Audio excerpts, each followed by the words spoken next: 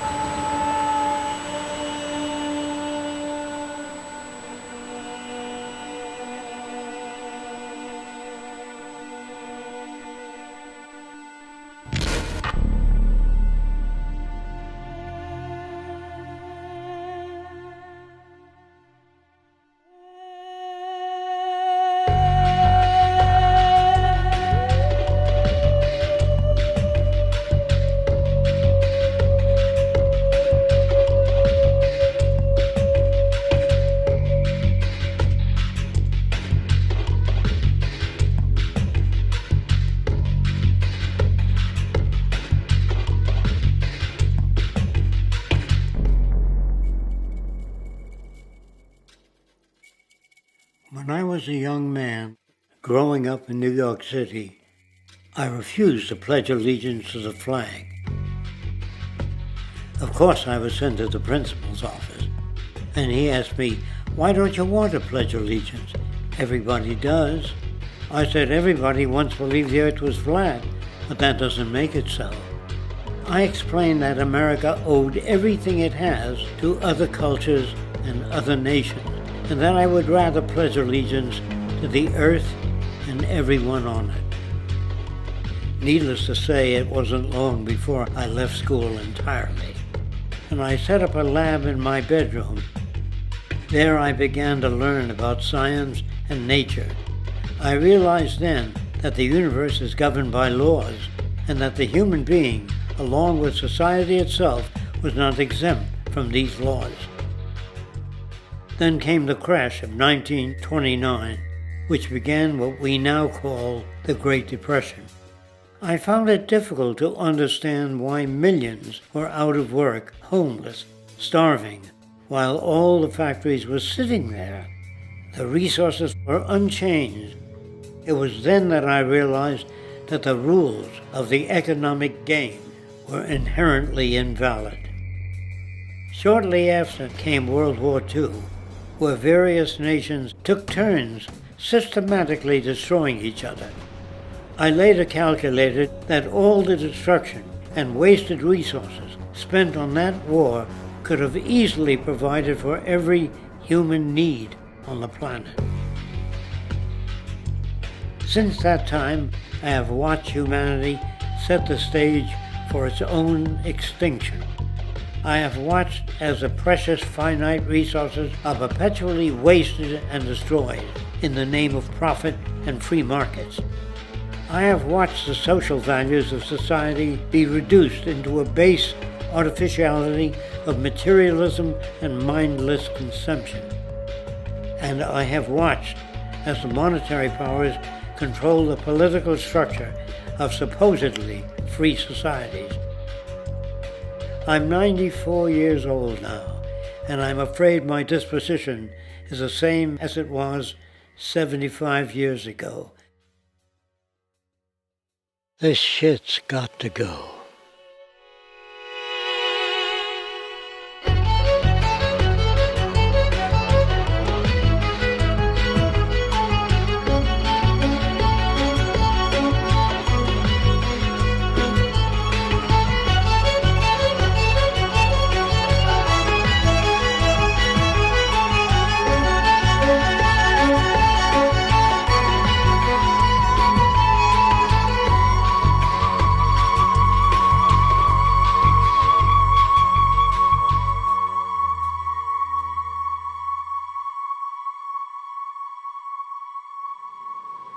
So you're a scientist, and somewhere along the way, hammered into your head is the inevitable nature versus nurture, and that's at least up there with Coke versus Pepsi or Greeks versus Trojans.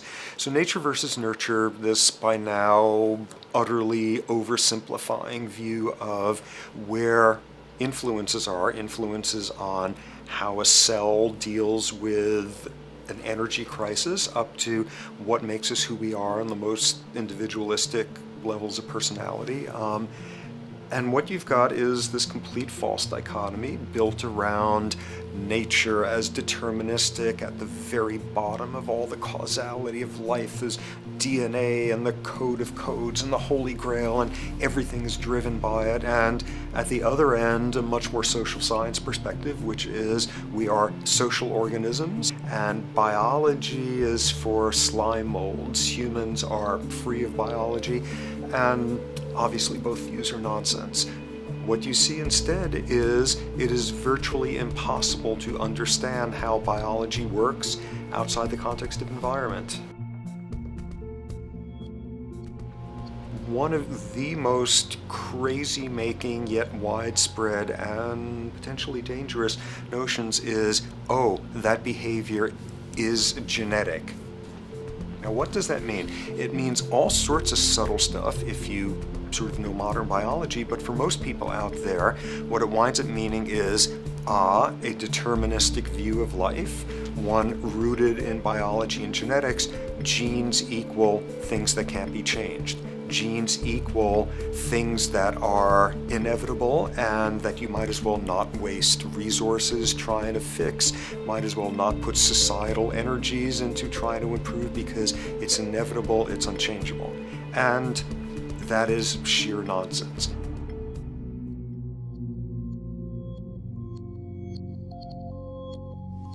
It is widely thought that conditions like ADHD are genetically programmed, conditions like schizophrenia are genetically programmed.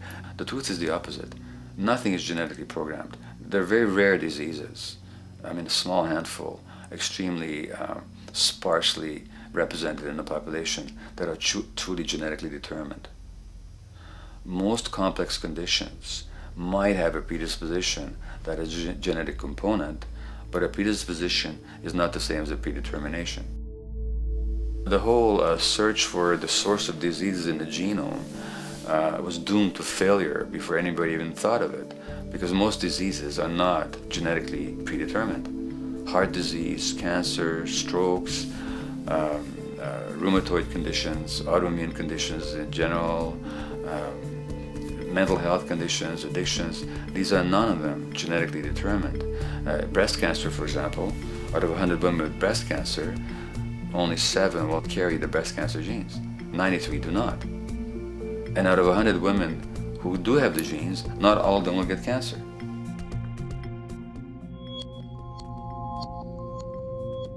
Genes are not just things that make us behave in a particular way regardless of our environment.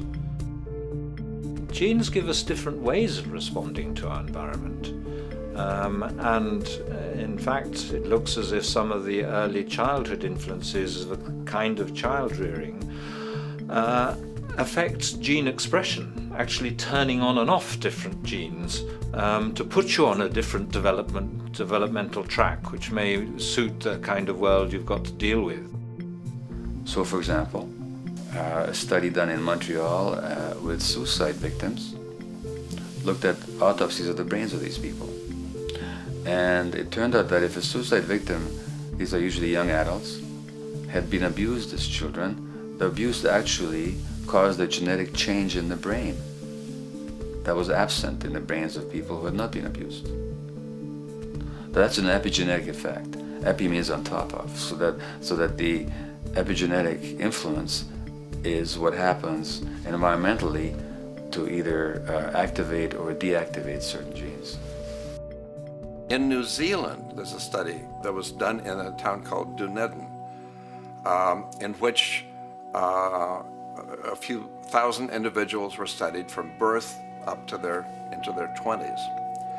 What they found was that they could identify a genetic mutation, an abnormal gene, which did have some relation to the predisposition to commit violence, but only if the individual had also been subjected to severe child abuse. In other words, a child with this abnormal gene would be no more likely to be violent than anybody else, and in fact they actually had a lower rate of violence than people with normal genes, as long as they weren't abused as children. Great additional example of the ways in which genes are not be-all, end-all. Fancy technique where you can take a specific gene out of a mouse, that mouse and its descendants will not have that gene, you have knocked out that gene. So there's this one gene that codes for a protein that has something to do with learning and memory, and this fabulous demonstration, knock out that gene and you have a mouse that doesn't learn as well. Ooh, a genetic basis for intelligence. What was much less appreciated in that landmark study that got picked up by the media left and right is take those genetically impaired mice and raise them in a much more enriched, stimulating environment than your normal mice in a lab cage, and they completely overcame that deficit.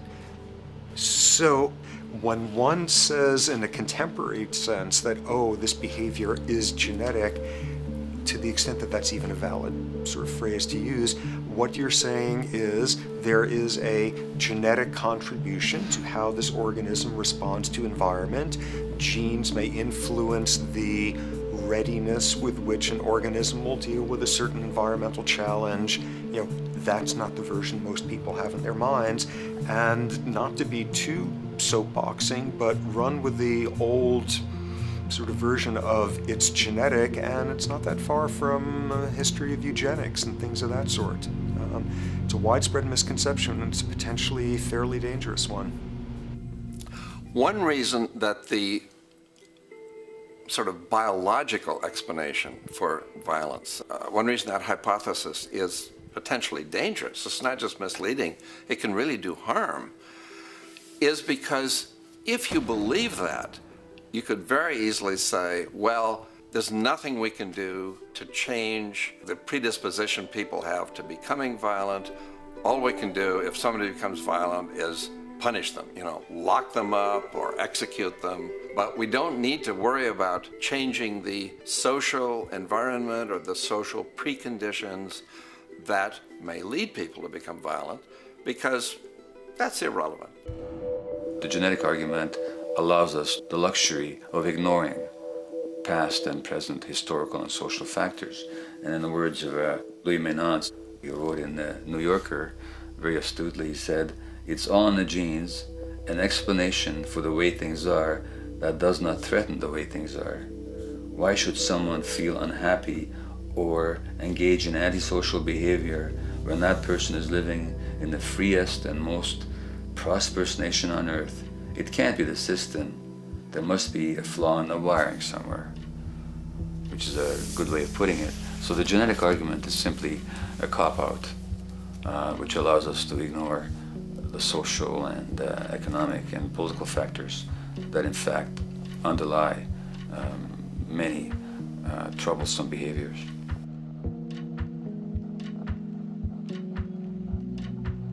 Addictions are usually considered to be a drug-related issue, but looking at it more broadly, I define addiction as any behavior that is associated with craving, with temporary relief, and with long-term negative consequences, along with an impairment of control over it, so that the person wishes to give it up or promises to do so, but can't follow through. And when you understand that, then you can see that there are many more addictions than simply those related to drugs. So there's workaholism, there's addiction to shopping, to the internet, to video games. There's the addiction to power. People have power, but they want more and more and more. Nothing is ever enough for them. Acquisition, corporations that must own more and more. The addiction to oil, or at least to the wealth and to the products made accessible to us by oil. Look at the negative consequences on the environment. We're destroying the very earth that we inhabit for the sake of that addiction. Now, these addictions are far more devastating in their social consequences than the cocaine or heroin habits of my downtown East Side patients. Yet they're rewarded and considered to be respectable. The tobacco company executive that shows a higher profit will get a much bigger reward. He doesn't face any negative consequences legally or otherwise. In fact, he's a respected member of the board of several other corporations. But tobacco smoke-related diseases kill 5.5 million people around the world every year. In the United States, they kill 400,000 people a year.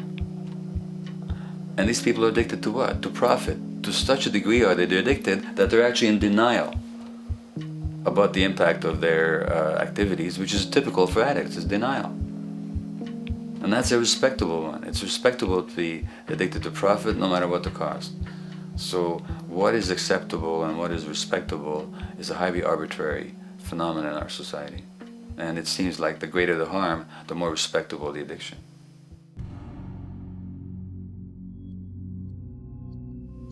There's a general myth that drugs in themselves are addictive. In fact, the war on drugs is predicated on the idea that if you interdict the sources of drugs, you can deal with addiction that way. Now, if we understand addiction in a broader sense, we see that nothing in itself is addictive. No substance, no drug is by itself addictive, and no behavior is by itself addictive. Many people can go shopping without becoming shopaholics. Not everybody becomes a food addict. Not everyone who drinks a glass of wine becomes an alcoholic. So the real issue is what makes people susceptible, because it's the combination of a susceptible individual and the potentially addictive substance or behavior that actually then makes for full flowering of addiction. In short, it's not the drug that's addictive, it's the question of the susceptibility of the individual to being addicted to a particular substance or behavior. If we wish to understand what then makes some people susceptible, we actually have to look at their life experience. The old idea, although it's old, but it's still broadly held, that addictions are due to some genetic cause is simply scientifically untenable. What the case is actually is that certain life experiences make people susceptible. Life experiences that not only shape the person's personality and psychological needs, but also their very brains in certain ways. And that process begins in utero.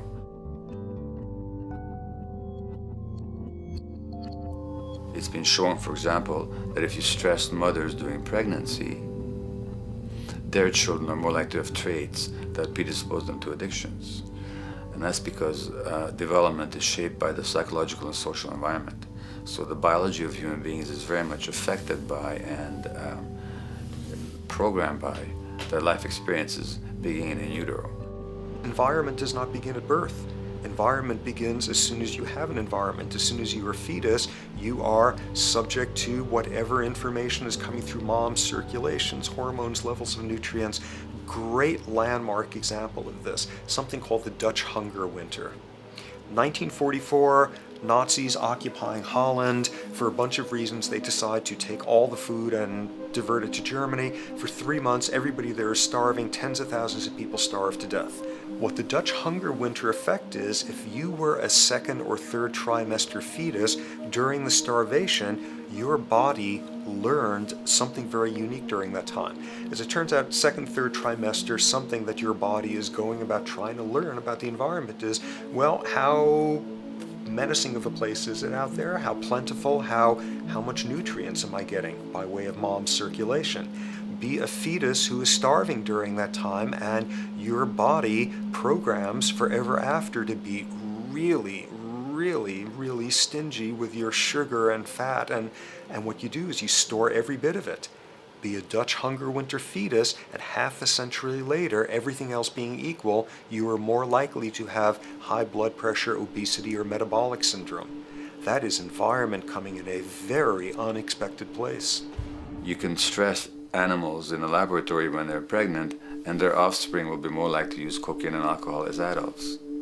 You can stress human mothers. For example, in a British study, women who are abused in pregnancy will have higher levels of the stress hormone cortisol in their placenta at birth, and their children are more likely to have conditions that predispose them to addictions by age 7 or 8.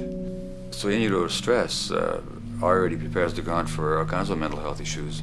Israeli study done prior on children born to mothers who were pregnant prior to the onset of the 1967 war. These women, of course, are very stressed, and their offspring have a higher incidence of schizophrenia than the average cohort. So there's plenty of evidence now that prenatal effects have a huge impact on the developing human being.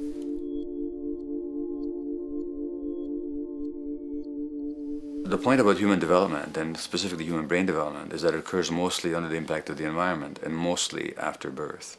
Now, if you compare us to a horse, which can run on the first day of life, we see that we are very undeveloped. We can't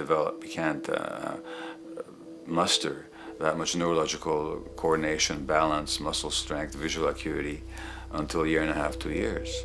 And that's because the brain development that in the horse happens in the safety of the womb, in a human being has to happen after birth.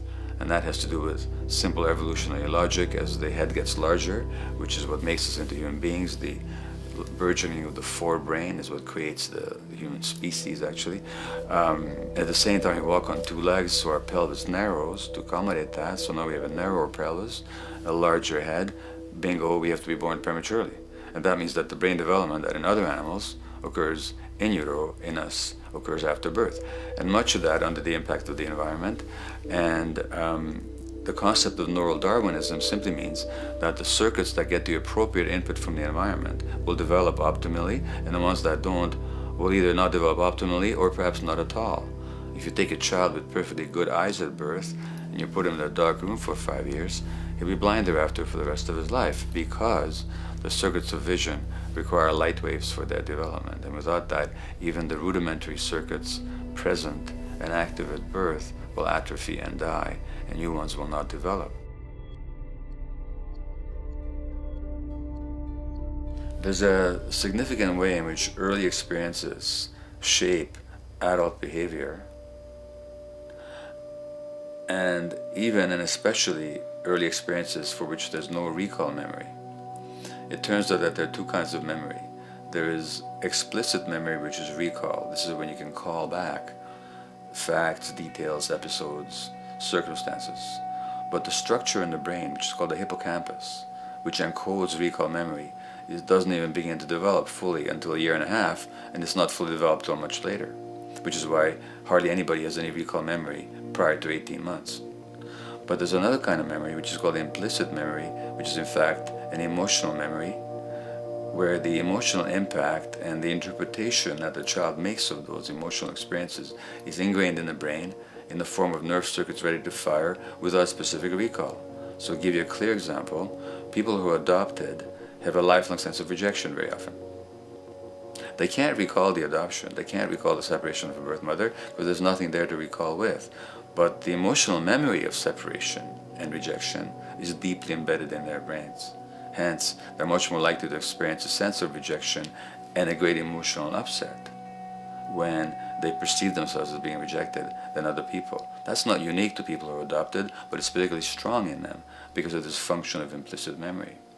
People who are addicted, given that they, according to all the research literature, certainly in my experience, the hardcore addicts virtually were all significantly abused as children or suffered severe emotional loss. Their emotional or implicit memories are those of a world that's not safe and not helpful, caregivers who are not to be trusted, and relationships that are not safe enough to open up to vulnerably. And hence their responses tend to be to keep themselves separate from really intimate relationships, not to trust caregivers, doctors and other people who are trying to help them, and generally see the world as an unsafe place. And that's strictly a function of implicit memory, which sometimes has to do with incidents they don't even recall.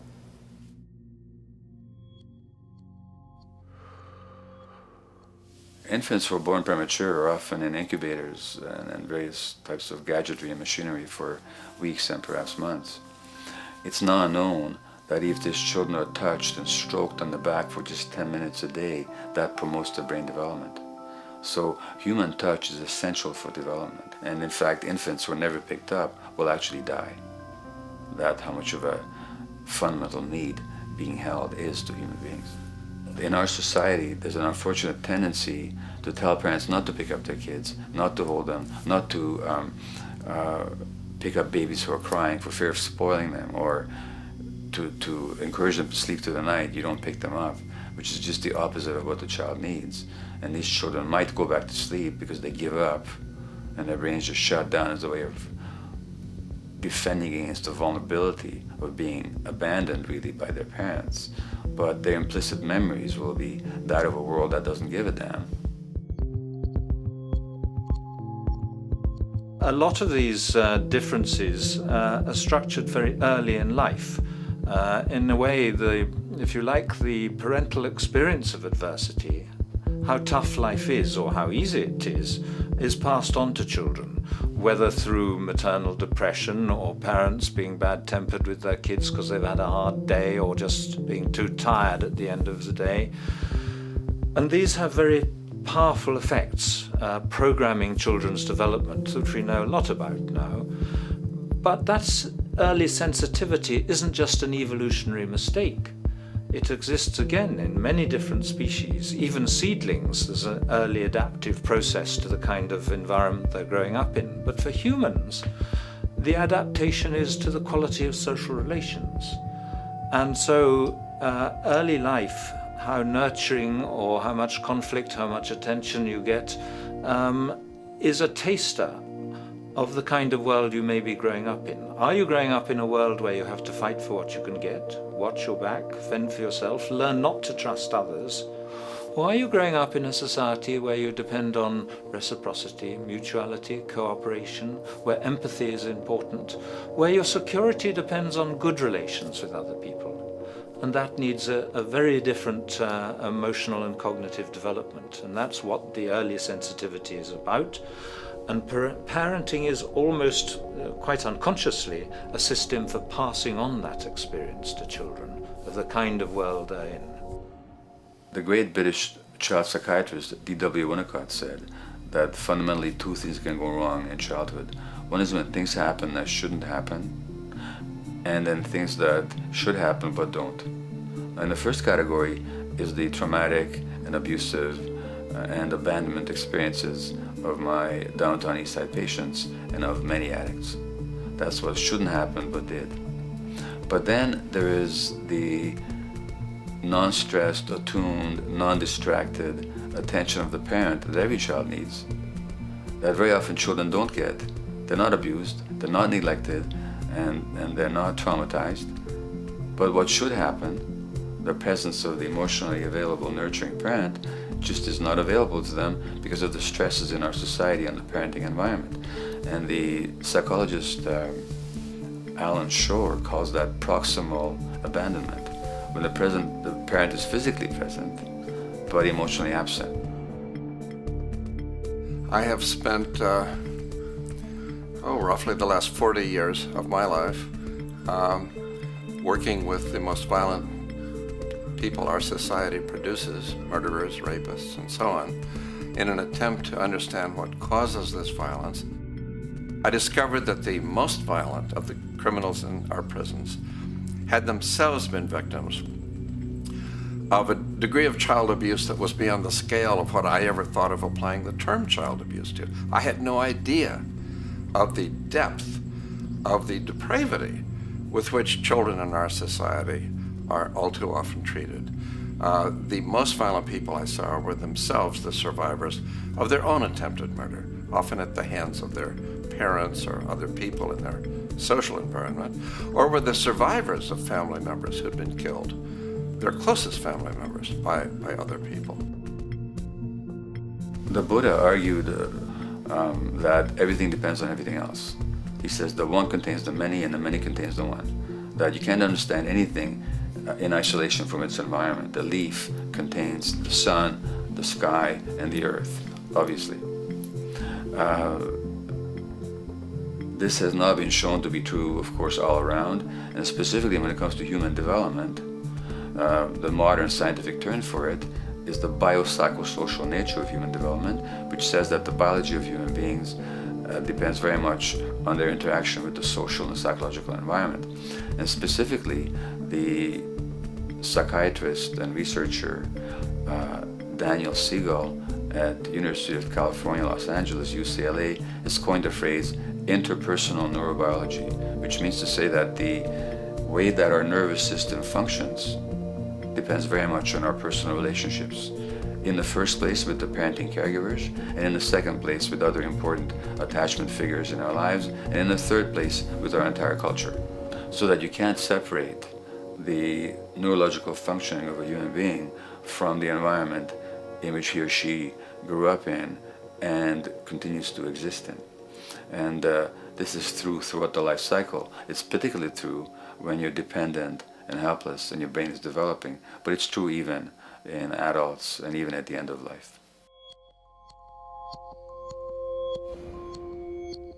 Human beings have lived in almost every kind of society, from the most egalitarian, hunting and gathering societies seem to have been very egalitarian, for instance based on food sharing, gift exchange. Small bands of people living predominantly off of foraging, but a little bit of hunting. Predominantly among people you have at the least known your entire life, if not surrounded by third cousins or closer, in a world in which there is a great deal of fluidity between different groups, in a world in which there is not a whole lot in terms of material culture. This is how humans have spent most of their hominid history. And no surprise, that makes for a very different world. One of the things you get as a result of that is far less violence. Organized group violence is not something that occurred at that time of human history, and that seems quite clear. So where did we go wrong? Violence is not universal. It's not symmetrically distributed throughout the human race. There is a huge variation in the amount of violence in different societies. There are some societies that have virtually no violence. There are others that destroy themselves. Some of the Anabaptist religious groups that are complete strict pacifists, like the Amish, the Mennonites, the Hutterites. Among some of these groups, the Hutterites, there are no recorded cases of homicide.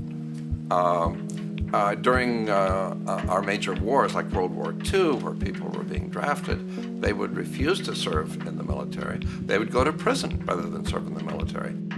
In the kibbutzim in Israel, the level of violence is so low that the criminal courts there will often send violent offenders, people who've committed crimes, to live on the kibbutzim in order to learn how to live a nonviolent life, because that's the way people live there. So we are amply shaped by society. Our societies in the broader sense, including our theological, our metaphysical, our linguistic influences, etc., our societies help shape us as to whether or not we think life is basically about sin or about beauty, whether the afterlife will carry a price for how we live our lives or if it's irrelevant. In a broad sort of way, different large societies could be termed as individualistic or collectivist, and you get very different people and different mindsets, and I suspect different brains coming along with that. We in America are in one of the most individualistic of societies, and capitalism being a system that allows you to go higher and higher up a potential pyramid, and the deal is it comes with fewer and fewer safety nets. By definition, the more stratified a society is, the fewer people you have as peers, the fewer people with whom you have symmetrical, reciprocal relationships, and instead all you have are differing spots and endless hierarchies. And a world in which you have few reciprocal partners is a world with a lot less altruism.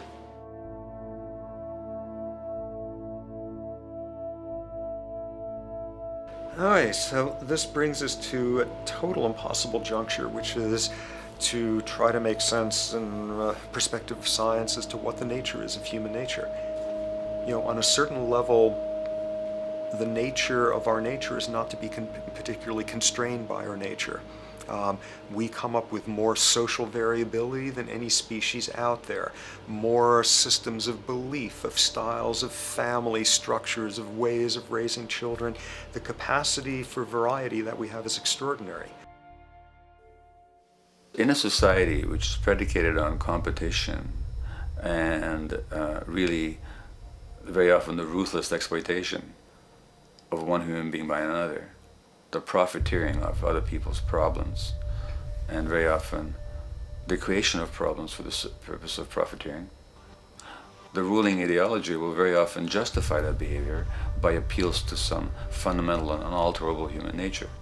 So the myth in our society is that people are competitive by nature, and that they're individualistic, and that they're selfish. The real reality is quite the opposite. We have certain human needs. The only way that you can talk about human nature concretely is by recognizing that there's certain human needs. We have a human need for companionship and for close contact, to be loved, to be attached to be accepted, to be seen, to be received for who we are. If those needs are met, we develop into people who are compassionate and cooperative and who have empathy for other people. So the opposite that we often see in our society is in fact the distortion of human nature, precisely because so few people have their needs met.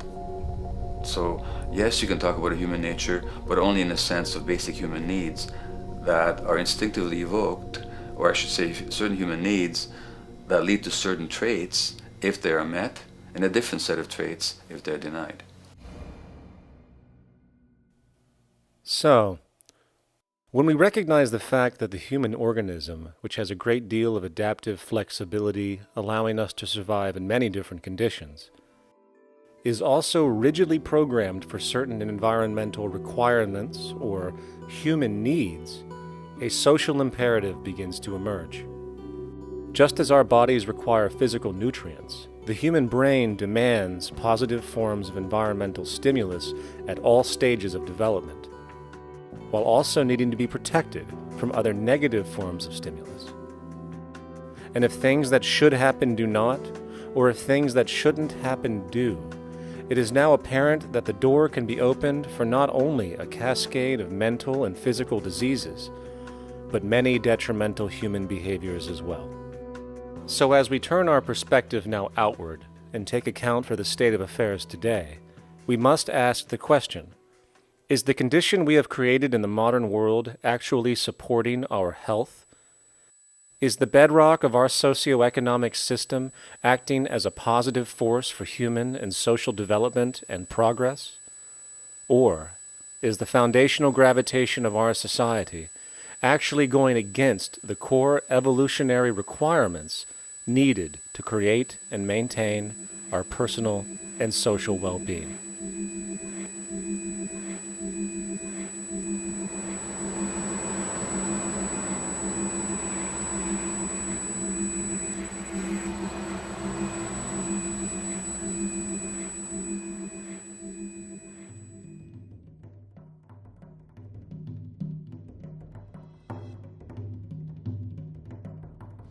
So one might ask, where did this all begin? What we have today, really a world in a state of cumulative collapse. You get it started with John Locke. And John Locke introduces property, and he has three provisos for just private right and property. And the three provisos are that there must be enough left over for others, and that you must not let it spoil, and that you, most of all, must mix your labor with it. It seems justified. You mix your labor with the world, then you're entitled to the product, and as long as there's enough left over for others, and as long as it doesn't spoil, you don't allow anything to go to waste, that's okay. Well, he spends a long time of his famous treatise of government, and it's since been the canonical text for economic and political and legal understanding. Is still the classic text of study. Well, what he did is, after he gives the provisos, and you're almost thinking at the time whether you're for private property or not, he's given a very good and plausible and powerful defense of private property here. Well, he drops them. He drops them like that, right in one sentence. He says, well, once the introduction of money came in by men's tacit consent, then it became, and he doesn't say all the provisos are canceled, erased, but that's what happens. So now we have not product and your property earned by your own labor. Oh no, money buys labor now. There's no longer consideration of whether there's enough left over for others. There's no longer consideration of whether it spoils, because he says, well, money's like silver and gold can't spoil, therefore monies can't be responsible for waste, which is ridiculous. We're not talking about money and silver, we're talking about what its effects are. It's one non sequitur after another. Just the most startling logical legerdemain that he gets away with here. But it fits the interests of capital owners. Then Adam Smith comes along, and what he adds is the religion to this. Locke started with God made it all this way. This is God's right. And now we get also with Smith coming along, he says it's not only God's, I mean, he's not saying this, but this is what's happening philosophically in principle. He's saying it's not only a question of private property, that's all now presupposed, is given. And that there's money investors that buy labor, given. That there's no limit to how much they can buy of other men's labor, how much they can accumulate, how much inequality, that's all given now. And so he comes along, and what his big idea is, and again, it's just introduced in parentheses, en passant. You know, when people put out the goods for sale and others, you know, the supply, and other people buy them with the demand and so forth, how do we have supply equaling demand or demand equaling supply? How can they come into equilibrium? And that is one of the central notions of economics, is how do they come into equilibrium? And he says it's the invisible hand of the market. that brings them into equilibrium. So now we have God is actually immanent. He just didn't give the rights to property and how, all its wherewithal and its natural rights of doing all that Locke said. Now we have the system itself as God. In fact, Smith says, when he talks, and you'll never find this quoted, you have to read the whole of the Inquiry into the Wealth of Nations. He says, the scantiness of subsistence sets limits to the reproduction of the poor, and that nature can deal with this in no other way than elimination of their children. So he anticipated evolutionary theory in the worst sense. This is well before Darwin. And so he called them the race of laborers. So you can see there was inherent racism built in here. There was an inherent acceptance, life blindness to kill innumerable children. And he thought, well, that's the invisible hand making supply meet demand and demand meet supply. So see how wise God is. So you can see a lot of the really virulent, life-destructive, eco-genocidal things that are going on now have, in a way, a thought gene back in Smith too. When we reflect on the original concept of the so-called free market capitalist system, as initiated by early economic philosophers such as Adam Smith, we see that the original intent of a market was based around real, tangible, life-supporting goods for trade. Adam Smith never fathomed that the most profitable economic sector on the planet would eventually be in the arena of financial trading or so-called investment, where money itself is simply gained by the movement of other money in an arbitrary game which holds zero productive merit to society. Yet, regardless of Smith's intent, the door for such seemingly anomalous advents was left wide open by one fundamental tenet of this theory. Money is treated as a commodity in and of itself. Today, in every economy of the world, regardless of the social system they claim, money is pursued for the sake of money and nothing else. The underlying idea, which was mysteriously qualified by Adam Smith with his religious declaration of the invisible hand, is that the narrow, self-interested pursuit of this fictional commodity will somehow magically manifest human and social well-being and progress. The reality is that the monetary incentive interest, or what some have termed the money sequence of value, has now completely decoupled from the foundational life interest, which could be termed the life sequence of value. What has happened is that there's a complete confusion in economic doctrine between those two sequences. They think that the money sequence of value delivers the life sequence of value, and that's why they say if more goods are sold, if GDPs rise and so forth, therefore there'll be more well-being, enhanced well-being. We take the GDP to be basically our indicator of social health. Well, there you see the confusion. It's talking about money sequences of value, that is all the receipts, all the revenues that are derived from selling goods, and they're confusing that with life reproduction, so that you have built right into this thing from the beginning is a complete conflation of the money and life sequences of value. So we're dealing with a kind of structured delusion that becomes more and more deadly as the money sequence decouples from producing anything at all. So it's a system disorder, and the system disorder seems to be fatal.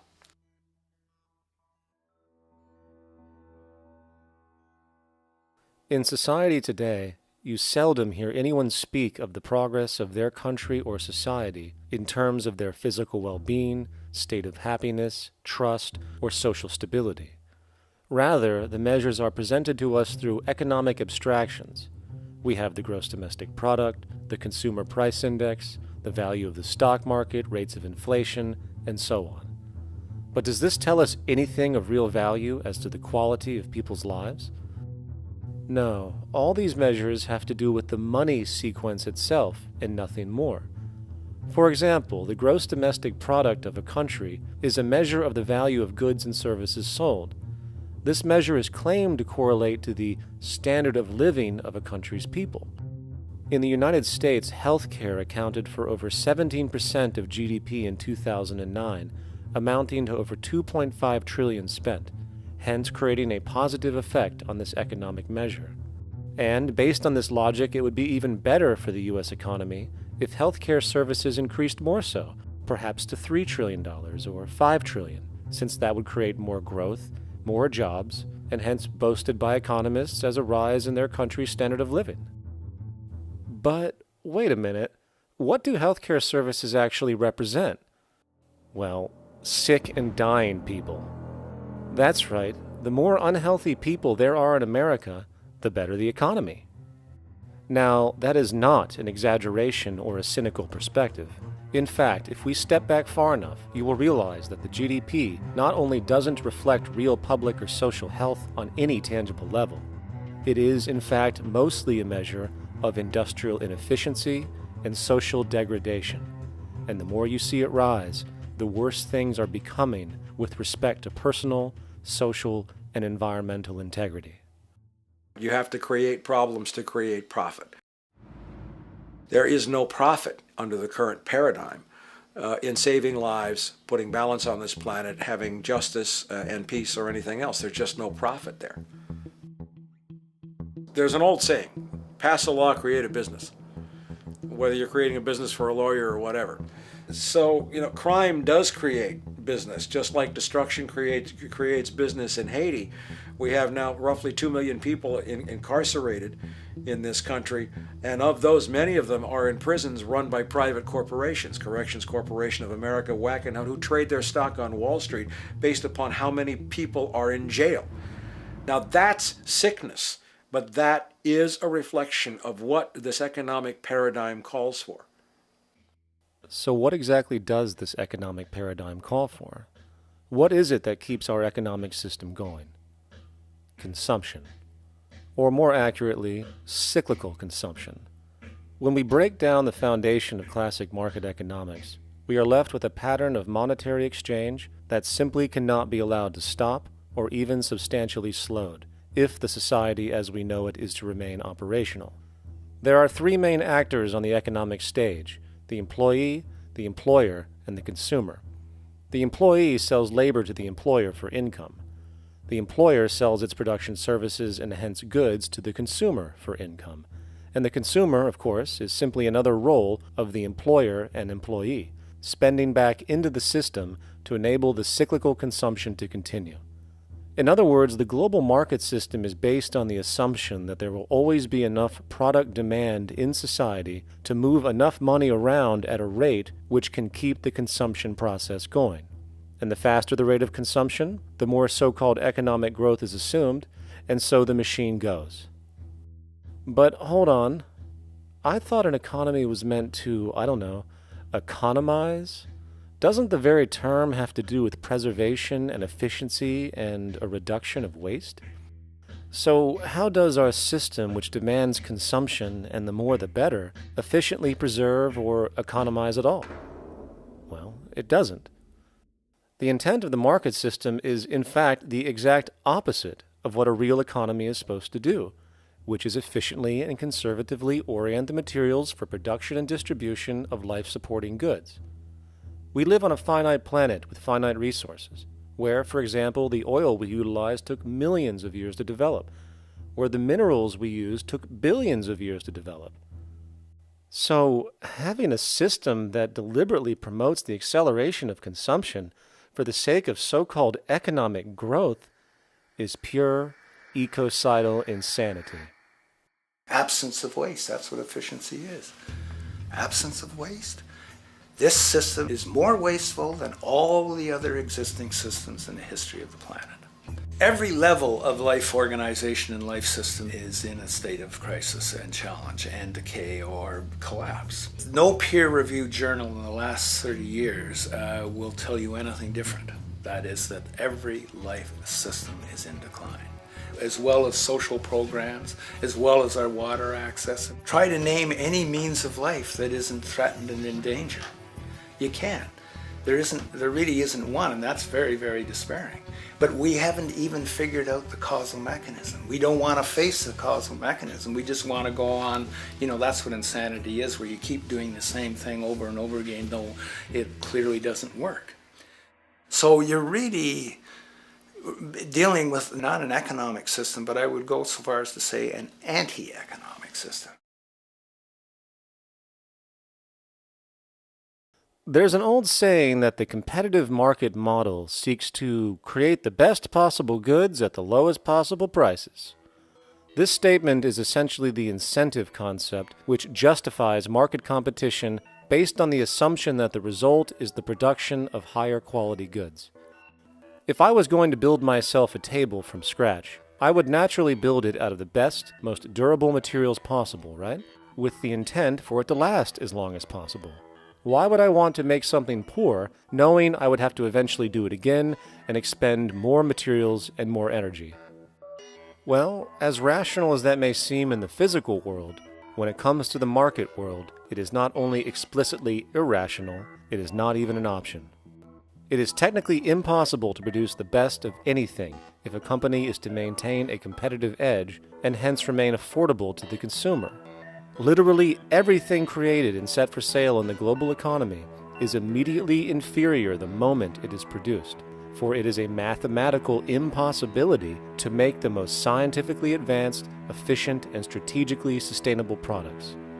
This is due to the fact that the market system requires that cost efficiency, or the need to reduce expenses, exist at every stage of production, from the cost of labor to the cost of materials and packaging, and so on.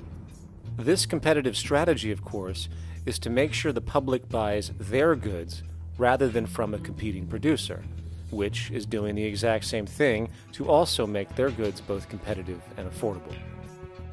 This immutably wasteful consequence of the system could be termed intrinsic obsolescence. However, this is only one part of a larger problem. A fundamental governing principle of market economics, one that you will not find in any textbook, by the way, is the following. Nothing produced can be allowed to maintain a lifespan longer than what can be endured in order to continue cyclical consumption. In other words, it is critical that stuff break down, fail, and expire within a certain amount of time. This is termed planned obsolescence. Planned obsolescence is the backbone of the underlying market strategy of every goods-producing corporation in existence. While very few, of course, would admit to such a strategy outright, what they do is mask it within the intrinsic obsolescence phenomenon just discussed, while often ignoring or even suppressing new advents in technology which might create a more sustainable, durable good.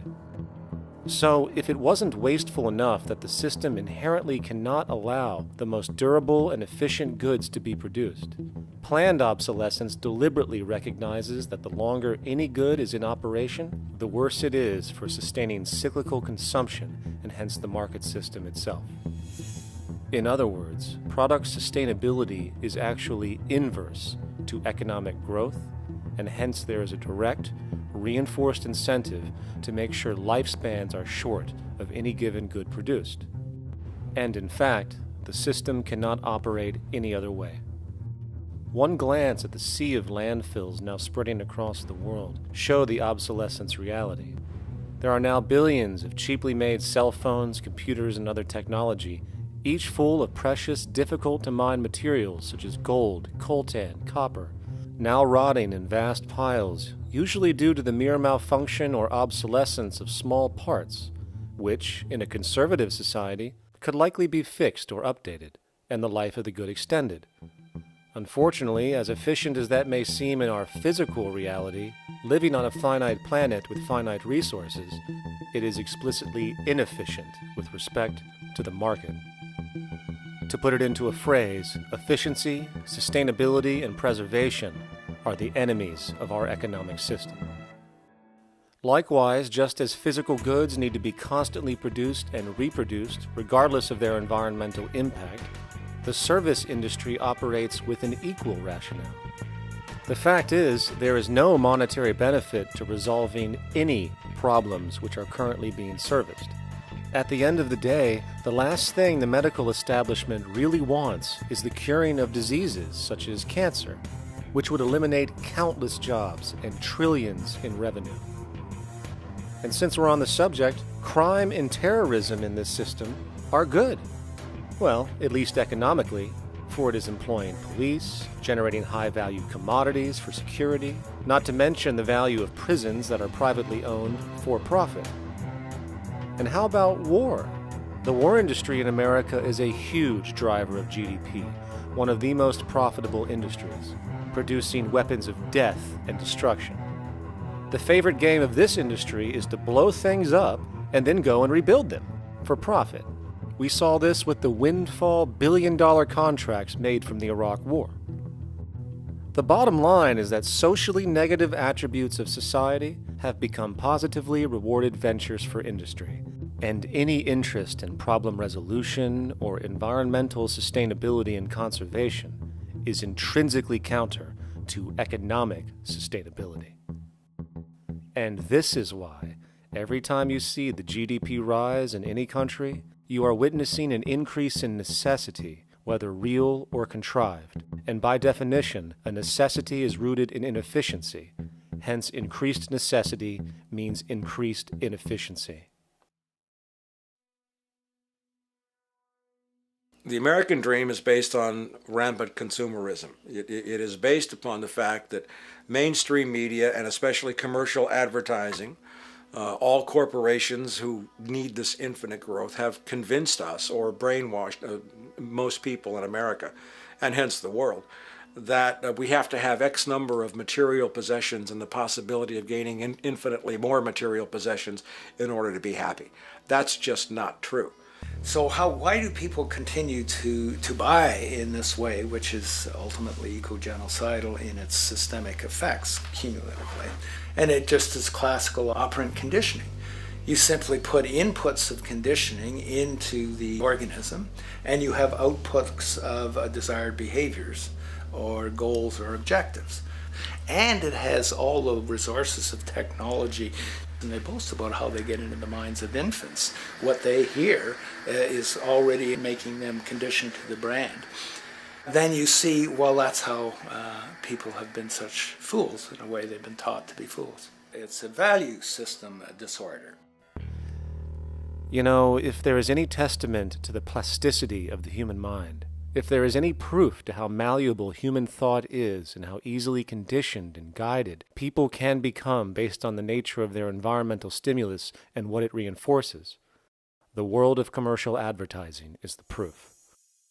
You have to stand in awe at the level of brainwashing where these programmed robots known as consumers wander the landscape only to walk into a store and spend, say, $4,000 on a handbag that likely costs $10 to make in a sweatshop overseas, only for the brand status it supposedly represents in the culture. Or perhaps the ancient communal traditions which increase trust and cohesiveness in society, which have now been hijacked by acquisitive, materialistic values, where now annually we exchange useless crap a few times a year. And we might wonder why so many today have a compulsion to shopping and acquisition, when it is clear that they have been conditioned from childhood to expect material goods as a sign of their status with friends and family. The fact is, the foundation of any society are the values that support its operation, and our society, as it exists, can only operate if our values support the conspicuous consumption it requires to continue the market system. 75 years ago, consumption in America and much of the First World was half of what we see today per person. Today's new consumer culture has been manufactured and imposed due to the very real need for higher and higher levels of consumption.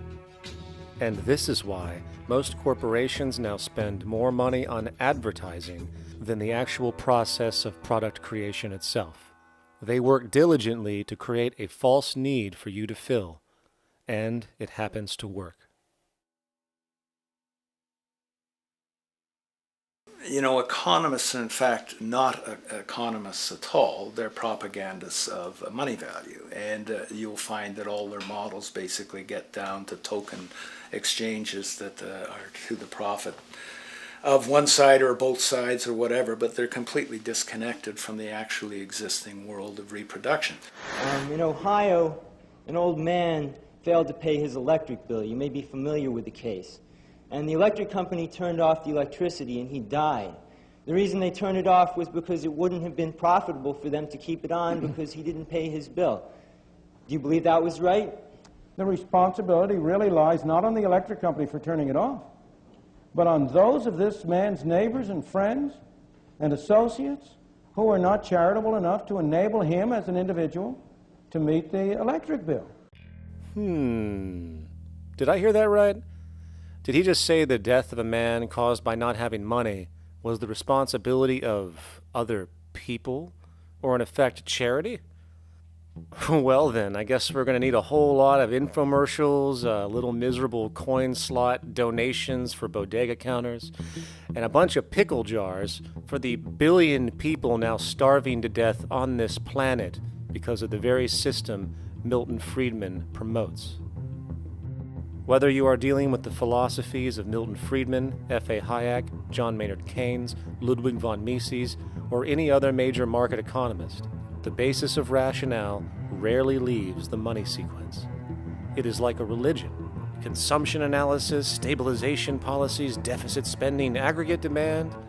It exists as a never-ending, self-referring, self-rationalizing circle of discourse where universal human need, natural resources, or any form of physical life-supporting efficiency is ruled out by default and replaced by the singular notion that humans seeking advantage over each other for money alone, motivated by their own narrow self-interest, will magically create a sustainable, healthy, balanced society. There is no life coordinate in this whole theory, this whole doctrine. What are they doing? What are they doing? What they're doing is tracking money sequences. That's all it is tracking money sequences, presupposing everything that matters. One, that there's no life coordinates. Wow, no life coordinates. Two, that all the agents are self-maximizing preference seekers. That is, they think of nothing other than themselves and what they can get most for themselves. That's the notion, that's the ruling notion of rationality. Self-maximizing choice. And the only thing that they're interested in self-maximizing is money or commodities. Well, where does social relations come in? It doesn't, except in the exchange to self-maximize. Where do our natural resources come in? They don't, except to exploit. Where does the family come in as being able to survive? It doesn't. They have to have money in order to purchase any good. Well, shouldn't an economy deal somewhere with human need? Isn't that what the fundamental issue is, to satisfy human needs? Oh, need isn't even in your lexicon. You dissolve it into wants. And what is a want? That means money demand that wants to buy.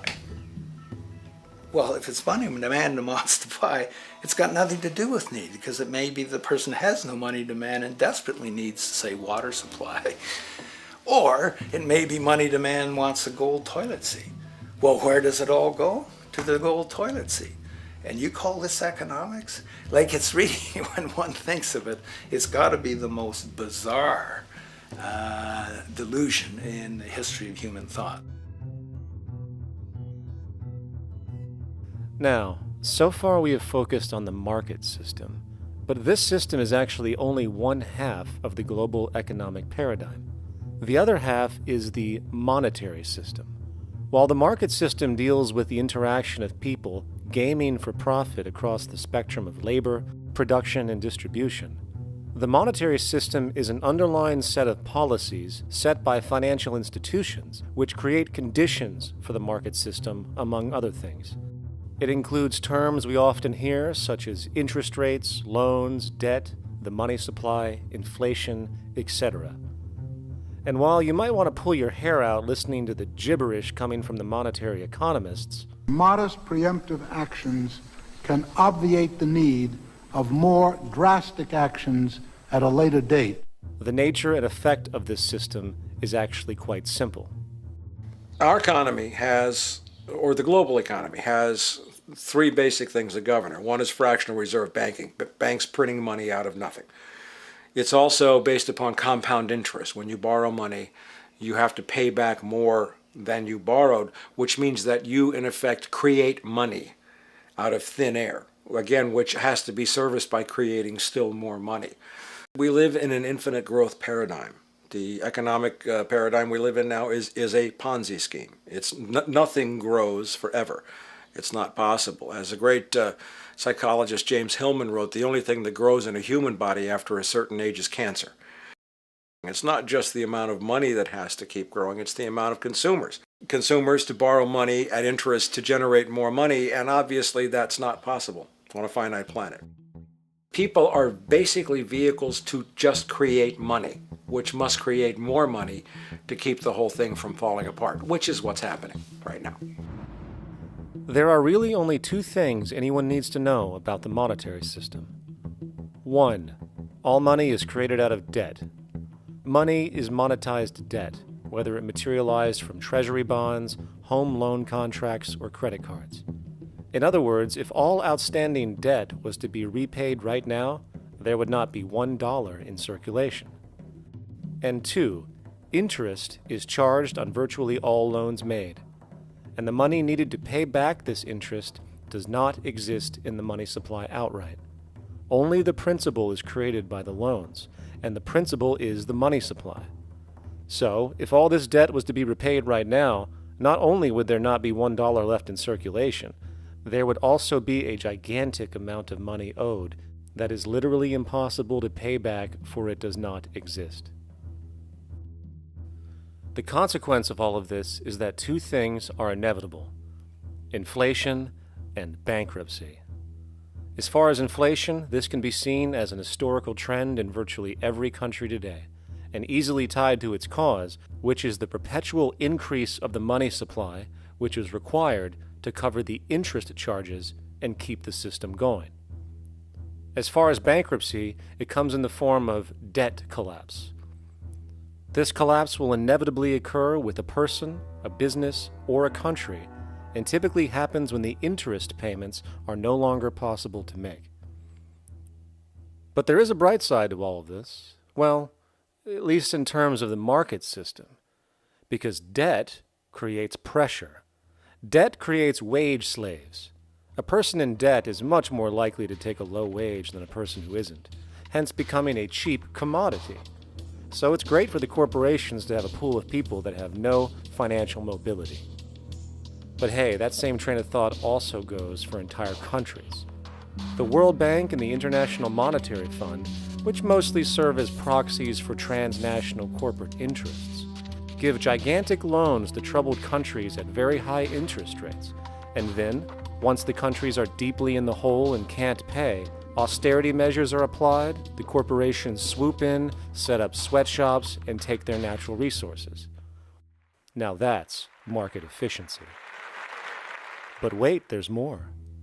You see, there's this unique hybrid of the monetary and market system called the stock market, which rather than, actually produce anything real, they just buy and sell money itself. And when it comes to debt, you know what they do? That's right, they trade it. They actually buy and sell debt for profit, from credit default swaps and collateralized debt obligations for consumer debt, to complex derivative schemes used to mask the debt of entire countries, such as the collusion of investment bank Goldman Sachs in Greece, which nearly collapsed the entire European economy. So when it comes to the stock market and Wall Street, we have an entirely new level of insanity born out of the money sequence of value. All you need to know about markets was written in an editorial in the Wall Street Journal a couple of years ago. It was called Lessons of the Brain-Damaged Investor. And in this editorial, they explain why people with slight brain damage do better as investors than people with normal brain functionality. Why? Because the slightly brain-damaged person has no empathy. And that's the key. If you don't have any empathy, you do well as an investor. And so Wall Street breeds people who have no empathy, to go in there and to make decisions and make trades that they have no compunction about and no thought whatsoever as to what they're doing might affect their fellow human being. So they breed these robots, these people who have no souls. And since they don't even want to pay these people anymore, they're now breeding robots, real algorithmic traders.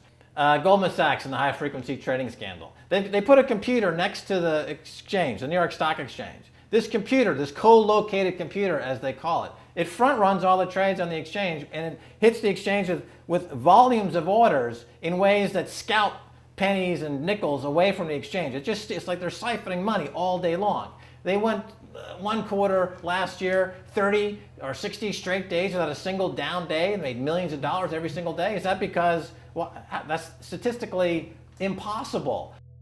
When I worked on Wall Street, the way it works is everyone kicks upstairs the bribes. The brokers bribe to the office manager bribes to the regional sales manager bribes to the national sales manager. It's a common understanding. At Christmas, who gets the biggest bonus at Christmas in an average brokerage office? The compliance officer.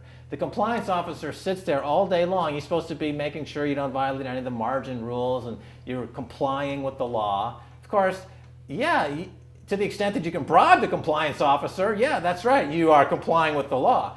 So how does fraud has become the system? It's no longer a byproduct. It is the system. You know, it's like that old Woody Allen joke. He says, "Doctor, my brother thinks he's a chicken." And the doctor says, "Take a pill, and that should cure the problem." And he says, "No, doctor, you don't understand. We need the eggs."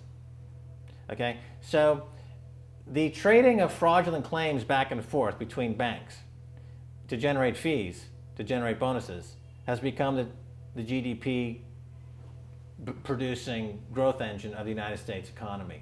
Even though they're essentially trading fraudulent claims that there's absolutely no hope of ever paying back. They're processing and generating and re-securitizing nothing. If I write $20 billion on a cocktail napkin and I sell it to JP Morgan while JP Morgan writes $20 billion on a cocktail napkin, and we swap those two cocktail napkins at a bar and we each pay ourselves 1/4% in a fee, we make a lot of money for our Christmas bonus. We each have on our books a $20 billion cocktail napkin, which has no real value until such time as the system is no longer able to absorb bogus cocktail napkins, in which case we go to the government to get bailed out.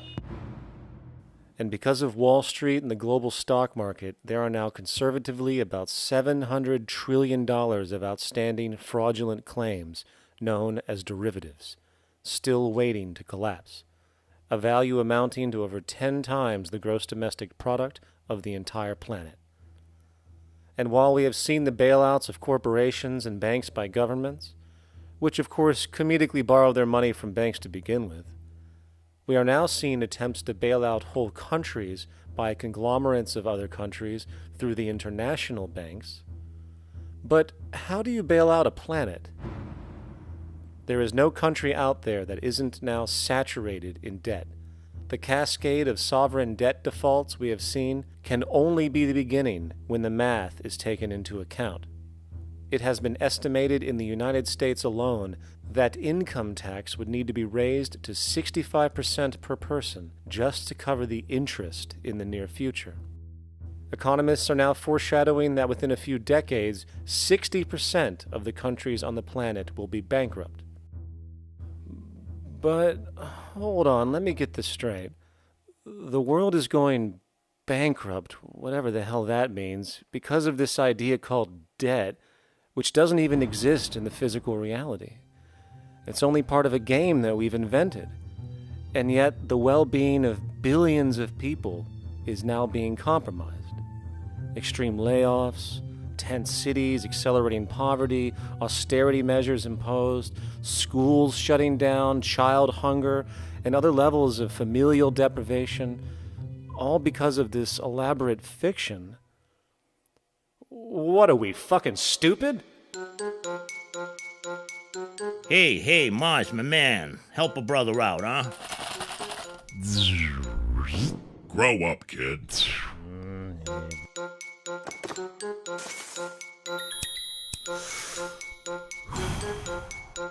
Saturn, what's up, man? You remember that smoking nebula I hooked you up with a while back? Listen, Earth, we're getting really tired of you. You've been given everything, and yet you waste it all. You got plenty of resources, and you know it. Why don't you grow up and learn some responsibility, for Christ's sake? You're making your mother miserable.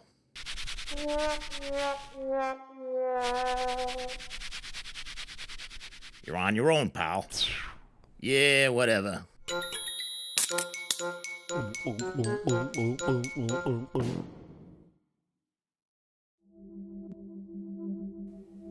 Now, all of this considered, from the waste machine known as the market system to the debt machine known as the monetary system, hence creating the monetary market paradigm which defines the global economy today, there is one consequence that runs through the entire machine: inequality.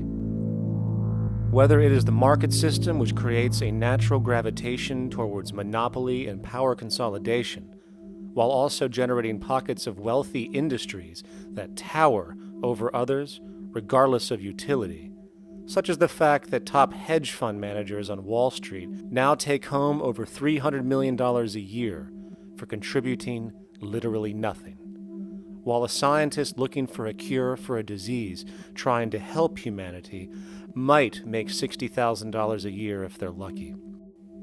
Or whether it is the monetary system, which has class division built right into its structure. For example, if I have $1 million to spare and I put it into a CD at 4% interest, I will make $40,000 a year. No social contribution, no nothing. However, if I'm a lower class person and have to take loans to buy my car or home, I am paying in interest, which, in abstraction, is going to pay that millionaire with the 4% CD.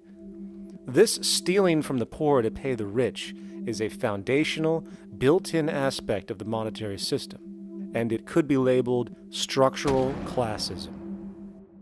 Of course, historically, social stratification has always been deemed unfair, but obviously accepted overall as now 1% of the population owns 40% of the planet's wealth.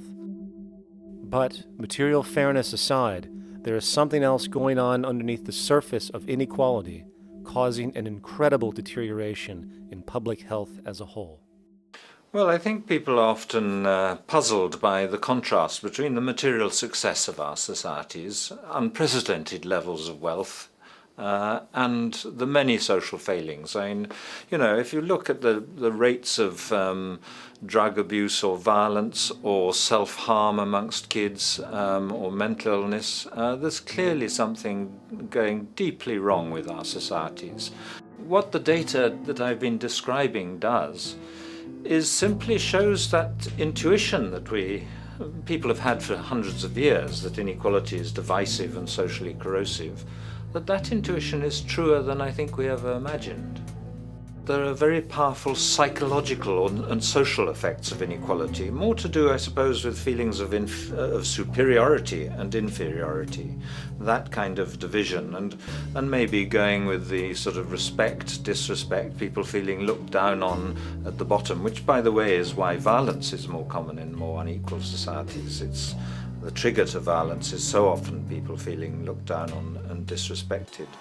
If there is one principle I can emphasize that is the most important principle underlying the prevention of violence, it would be equality. The single most significant factor that affects the rate of violence is the degree of equality versus the degree of inequality in that society. So what one's looking at is a sort of general social dysfunction. It's not just one or two things that go wrong as inequality increases. It seems to be everything, whether we're talking about crime or health or mental illness or whatever. One of the really disturbing findings out in public health there is never ever make the mistake of being poor or being born poor. Your health pays for it in endless sorts of ways, something known as the health socioeconomic gradient. As you move down from the highest strata in society in terms of socioeconomic status, every step down, health gets worse for umpteen different diseases. Life expectancy gets worse, infant mortality rate, everything you could look at. So a huge issue has been, why is it that this gradient exists? Totally simple, obvious answer, which is if you are chronically sick, you're not going to be very productive, so health causes drive socioeconomic differences. Not that in the slightest. On the very simple level that you could look at socioeconomic status of a 10-year-old, and that's going to predict something about their health decades later. So that's the direction of causality. Next one, what's it about? Oh, it's perfectly obvious. Poor people can't afford to go to the doctor. It's healthcare access. It's got nothing to do with that, because you see these same gradients in countries with universal healthcare, socialized medicine. Okay, next simple explanation. Oh, on the average, the poorer you are, the more likely you are to smoke, to drink, to all sorts of lifestyle risk factor stuff. Yeah, those contribute, but careful studies have shown that explains maybe about a third of the variability. So what's left? And what's left is having a ton to do with the stress of poverty. So the poorer you are, starting off being, the person who's $1 income behind Bill Gates, the poorer you are in this country, on the average, the worse your health is. This tells us something really important. The health connection with poverty, it's not about being poor, it's about feeling poor. Increasingly, we recognize that chronic stress is an important influence on health, but the most important sources of stress are the quality of social relations. And if there is anything that lowers the quality of social relations, it is the socioeconomic stratification of society. What science has now shown is that regardless of material wealth, the stress of simply living in a stratified society leads to a vast spectrum of public health problems. And the greater the inequality, the worse they become. Life expectancy, longer in more equal countries. Drug abuse, less in more equal countries. Mental illness, less in more equal countries. Social capital, meaning the ability of people to trust each other, naturally greater in more equal countries. Educational scores, higher in more equal countries. Homicide rates, less in more equal countries. Crime and rates of imprisonment, less in more equal countries. It goes on and on. Infant mortality, obesity, teen birth rate, less in more equal countries. And perhaps most interesting, innovation, greater in more equal countries, which challenges the age-old notion that a competitive, stratified society is somehow more creative and inventive. Moreover, a study done in the UK called the Whitehall Study confirmed that there is a social distribution of disease as you go from the top of the socioeconomic ladder to the bottom. For example, it was found that the lowest rungs of the hierarchy had a 4-fold increase of heart disease-based mortality compared to the highest rungs. And this pattern exists irrespective of access to health care. Hence, the worse a person's relative financial status, the worse their health is going to be on average. This phenomenon is rooted in what could be termed psychosocial stress, and it is at the foundation of the greatest social distortions plaguing our society today. Its cause? The monetary market system. Make no mistake, the greatest destroyer of ecology, the greatest source of waste and depletion and pollution, the greatest purveyor of violence, war, crime, poverty, animal abuse, and inhumanity, the greatest generator of social and personal neuroses, mental disorders, depression, anxiety, not to mention the greatest source of social paralysis, stopping us from moving into new methodologies for personal health, global sustainability, and progress on this planet, is not some corrupt government or legislation, not some rogue corporation or banking cartel, not some flaw of human nature, and not some secret hidden cabal that controls the world. It is, in fact, the the socioeconomic system itself at its very foundation.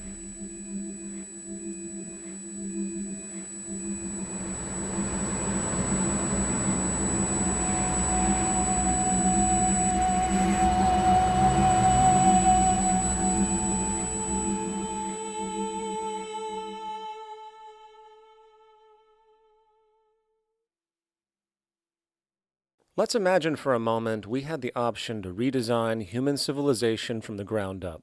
What if, hypothetically speaking, we discovered an exact replica of the planet Earth, and the only difference between this new planet and our current one is that human evolution had not occurred. It was an open palette.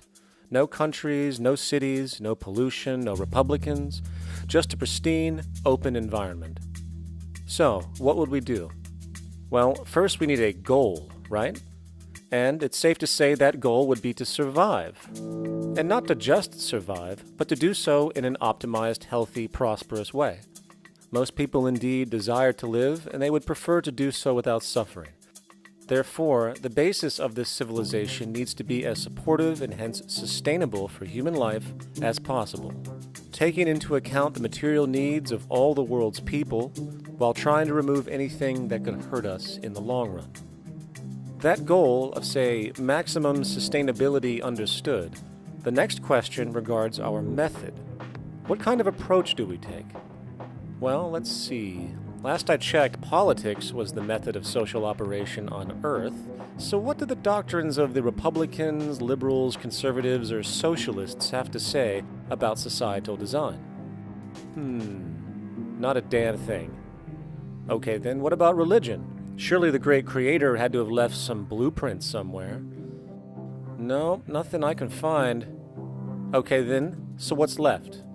It appears something called science. Science is unique in that its methods demand not only that the ideas proposed be tested and replicated, but everything science comes up with is also inherently falsifiable.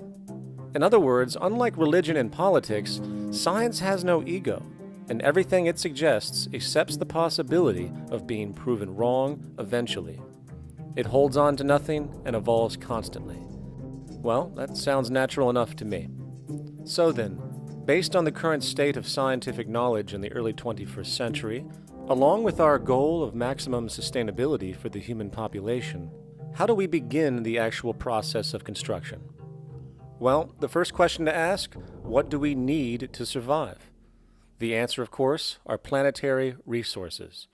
Whether it is the water we drink, the energy we use, the raw materials we utilize to create tools and shelter, the planet hosts an inventory of resources, many of which are demanded for our survival.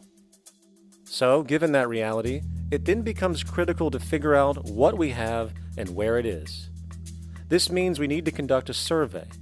We simply locate and identify every physical resource on the planet we can, along with the amount available at each location, from the deposits of copper, to the most potent locations for wind farms to produce energy, to the natural freshwater springs, to an assessment of the amount of fish in the ocean, to the most prime arable land for food cultivation, etc.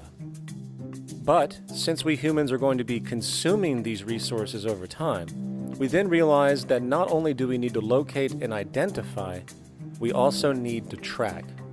We need to make sure we don't run out of any of this stuff. That would be bad. And this means not only tracking our rates of use, but the rates of earthly regeneration as well, such as how long it takes for, say, a tree to grow or a spring to replenish. This is called dynamic equilibrium. In other words, if we use up trees faster than they can be grown back, we have a serious problem, for it is unsustainable. So then, how do we track this inventory, especially when we recognize that all of this stuff is scattered everywhere? We have large mineral mines in what we call Africa, energy concentrations in the Middle East, huge tidal power possibilities on the Atlantic coast of North America, the largest supply of freshwater in Brazil, etc. Well, once again, good old science has a suggestion. It's called systems theory. Systems theory recognizes that the fabric of the natural world, from human biology to the earthly biosphere to the gravitational pull of the solar system itself, is one huge synergistically connected system, fully interlinked. Just as human cells connect to form our organs, and the organs connect to form our bodies, and since our bodies cannot live without the earthly resources of food, air, and water, we are intrinsically connected to the earth, and so on. So, as nature suggests, we take all of this inventory and tracking data and create a system to manage it. A global resource management system, in fact, to account for every relevant resource on the planet. There is simply no logical alternative if our goal as a species is survival in the long run. We have to keep track as a whole. That understood, we can now consider production. How do we use all this stuff? What will our process of production be, and what do we need to consider to make sure it is as optimized as possible to maximize our sustainability? Well, the first thing that jumps right out at us is the fact that we need to constantly try and preserve. The planet's resources are essentially finite, so it is important that we be strategic. Strategic preservation is key. The second thing we recognize is that some resources are really not as good as others in their performance. In fact, some of this stuff, when put into use, has a terrible effect on the environment, which invariably hinders our own health. For example, oil and fossil fuels, no matter how you cut it, release some pretty destructive agents into the environment. Therefore, it is critical we do our best to use such things only when we really have to, if at all. Fortunately for us, we see a ton of solar, wind, tidal, wave, heat differential, and geothermal possibilities for energy production, so we can strategize objectively about what we use and where to avoid what could be called negative retroactions, or anything that results from production or use that damages the environment and hence ourselves. We will call this strategic safety to couple in with our strategic preservation. But production strategies do not stop there. We are going to need an efficiency strategy for the actual mechanics of production itself. And what we find is that there are roughly 3 specific protocols we must adhere to. 1. Every good we produce must be designed to last as long as possible. Naturally, the more things break down, the more resources we are going to need to replace them, and the more waste produced. 2. When things do break down or are no longer usable for whatever reason, it is critical that we harvest or recycle as much as we possibly can. So the production design must take this into account directly at the very earliest stages. 3. Quickly evolving technologies, such as electronics, which are subject to the fastest rates of technological obsolescence, would need to be designed to foreshadow and accommodate physical updates. The last thing we want to do is throw away an entire computer system just because it has only one broken part or is outdated. So we simply design the components to be easily updated, part by part, standardized and universally interchangeable, foreshadowed by the current trend of technological change. And when we realize that the mechanisms of strategic preservation, strategic safety, and strategic efficiency are purely technical considerations, devoid of any human opinion or bias, we simply program these strategies into a computer which can weigh and calculate all the relevant variables, allowing us to always arrive at the absolute best method for sustainable production based on current understandings. And while that might sound complex, all it is a glorified calculator. Not to mention such multivariate decision-making and monitoring systems are already used across the world today for isolated purposes. It is simply a process of scaling it out. So, now we not only have our resource management system, but also a production management system, both of which are easily computer automated to maximize efficiency, preservation, and safety. The informational reality is that the human mind, or even a group of humans, cannot track what needs to be tracked.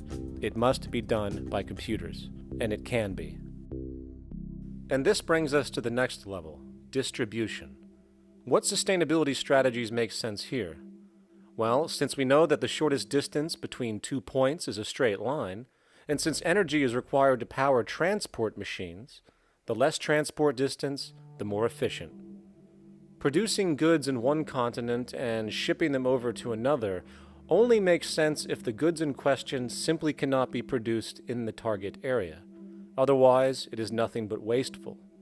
We must localize production so distribution is simple, fast, and requires the least amount of energy. We'll call this the proximity strategy, which simply means we reduce the travel of goods as much as possible, whether raw materials or finished consumer products. Of course, it might also be important to know what goods we are transporting and why, and this falls under the category of demand. And demand is simply what people need to be healthy and to have a high quality of life. The spectrum of material human needs range from core life-supporting necessities, such as food, clean water, shelter, to social and recreational goods, which allow for relaxation and personal social enjoyment, both important factors in human and social health overall. So, very simply, we take another survey. People describe their needs, demand is assessed, and production begins based on that demand. And since the level of demand of different goods will naturally fluctuate and change around different regions, we need to create a demand distribution tracking system, so to avoid overruns and shortages. Of course, this idea is old news. It is used in every major store chain today to make sure they keep up with their inventory. Only this time we are tracking on a global scale. But, wait a minute, we really can't fully understand demand if we don't account for the actual usage of the good itself. Is it logical and sustainable for every single human to, say, have one of everything made, regardless of their usage? No. That would be simply wasteful and inefficient. If a person has a need for a good, but that need is only for, say, 45 minutes a day on average, it would be much more efficient if that good was made available to them and to others when needed. Many forget that it isn't the good that they want, it is the purpose of that good. When we realize that the good itself is only as important as its utility, we see that external restriction, or what we might call today ownership, is extremely wasteful and environmentally illogical in a fundamental economic sense. So, we need to devise a strategy called strategic access. This will be the foundation of our demand distribution tracking system, which makes sure we can meet the demand of the population's needs for access of whatever they need when they need it.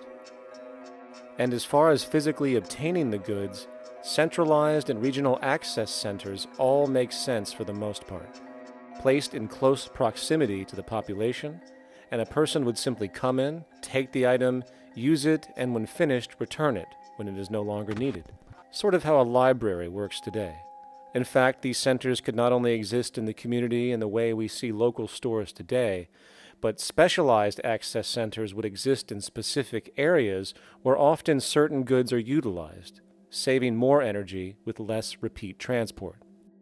And once this demand tracking system is in order, it is tied into our production management system, and of course into our resource management system, hence creating a unified, dynamically updating, global economic management machine that simply makes sure we remain sustainable, starting with securing the integrity of our finite resources, moving to make sure we only create the best, most strategic goods possible, while distributing everything in the most intelligent and efficient way. And the unique result of this preservation-based approach, which is intuitively counter to many, is that this logical, ground-up, empirical process of preservation and efficiency, which can only define true human sustainability on this planet, would likely enable something never before seen in human history. Access abundance, not just for a percentage of the global population, but the entire civilization. This economic model, as was just generalized, this responsible systems approach to total Earth resource management and processes, designed again to do nothing less than take care of humanity as a whole in the most efficient and sustainable way, could be termed a resource-based economy. The idea was defined in the 1970s by structural engineer Jacques Fresco, He understood back then that society was on a collision course with nature and itself, unsustainable on every level. And if things didn't change, we would destroy ourselves one way or another. Are all these things you're saying, Jacques, could they be built with what we know today, or are some of these things, are you guessing based on what we know today? No. All of these things can be built with what we know today. It would take 10 years to change the surface of the earth, to rebuild the world into a second Garden of Eden. The choice lies with you. The stupidity of a nuclear arms race, the development of weapons, trying to solve your problems politically by electing this political party or that political party, that all politics is immersed in corruption. Let me say it again. Communism, socialism, fascism, the Democrats, the liberals, we want to absorb human beings. All organizations that believe in a better life for man, there are no Negro problems or Polish problems or Jewish problems or Greek problems or women's problems. They're human problems. I'm not afraid of anybody. I don't work for anyone. No one can discharge me. I have no boss. I am afraid to live in the society we live in today. Our society cannot be maintained by this type of incompetency. It was great, the free enterprise system, about 35 years ago. That was the last of its usefulness. Now we've got to change our way of thinking or perish. The horror movies of the future will be our society, the way it didn't work. And politics would be part of a horror movie. Lots of people today use the term cold science because they're analytical. And they don't even know what analytical means. Science means closer approximations of the way the world really works. So it's telling the truth, is what it is. A scientist doesn't try to get along with people. They tell them what their findings are. They have to question all things. And if some scientist comes up with an experiment that shows certain materials have certain strength, other scientists have to be able to duplicate that experiment and come up with the same results. Even if a scientist feels that an airplane wing, due to mathematics or calculations, can hold up a given amount of weight, they still pile sandbags on it to see when it breaks. And they say, you know, my calculations are right, or they're not correct. I love that system because it's free of bias and free of thinking that math can solve all the problems. You have to put your math to test also. I think that every system that can be put to test should be put to test. And that all decisions should be based upon research. A resource-based economy is simply the scientific method applied to social concern, an approach utterly absent in the world today. Society is a technical invention, and the most efficient methods of optimized human health, physical production, distribution, city infrastructure, and the like reside in the field of science and technology, not politics or monetary economics. It operates in the same systematic way as, say, an airplane, and there is no Republican or liberal way to build an airplane. Likewise, nature itself is the physical referent we use to prove our science, and it is a set system, emerging only from our increased understanding of it. In fact, it has no regard for what you subjectively think or believe to be true. Rather, it gives you an option. You can learn and fall in line with its natural laws and conduct yourself accordingly, invariably creating good health and sustainability, or you can go against the current to no avail. It doesn't matter how much you believe you can just stand up right now and walk on the wall next to you. The law of gravity will not allow it. If you do not eat, you will die. If you are not touched as an infant, you will die. As harsh as it may sound, nature is a dictatorship, and we can either listen to it and come in harmony with it, or suffer the inevitable adverse consequences. So, a resource-based economy is nothing more than a set of proven, life-supporting understandings where all decisions are based upon optimized human and environmental sustainability. It takes into account the empirical life ground, which every human being shares as a need, regardless, again, of their political or religious philosophy. There is no cultural relativism to this approach. It isn't a matter of opinion. Human needs are human needs, and having access to the necessities of life, such as clean air, nutritious food, and clean water, along with a positively reinforcing, stable, nurturing, and non-violent environment, is demanded for our mental and physical health, our evolutionary fitness, and hence the species' survival itself. A resource-based economy would be based upon available resources. You can't just bring a lot of people to an island or build a city of 50,000 people without having access to the necessities of life. So when I use the term a comprehensive systems approach, I'm talking about doing an inventory of the area first and determining what that area can supply, not just architectural approach, not just design approach, but design must be based on all of the requirements to enhance human life. And that's what I mean by an integrated way of thinking. Food, clothing, shelter, warmth, love, all those things are necessary. If you deprive people of any of them, you have a lesser human being, less capable of functioning. As previously outlined, a resource-based economy's ground-up, global, systems approach to extraction, production, and distribution is based upon a set of true economic mechanisms, or strategies, which guarantee efficiency and sustainability in every area of the economy. So, continuing this train of thought regarding logical design, what is next in our equation? Where does all this materialize? Cities. The advent of the city is a defining feature of modern civilization. Its role is to enable efficient access to the necessities of life, along with increased social support and community interaction. So how would we go about designing an ideal city? What shape should we make it? Square? Trapezoid? Well, given we're going to be moving around the thing, we might as well make it as equidistant as possible for ease, hence the circle. What should the city contain?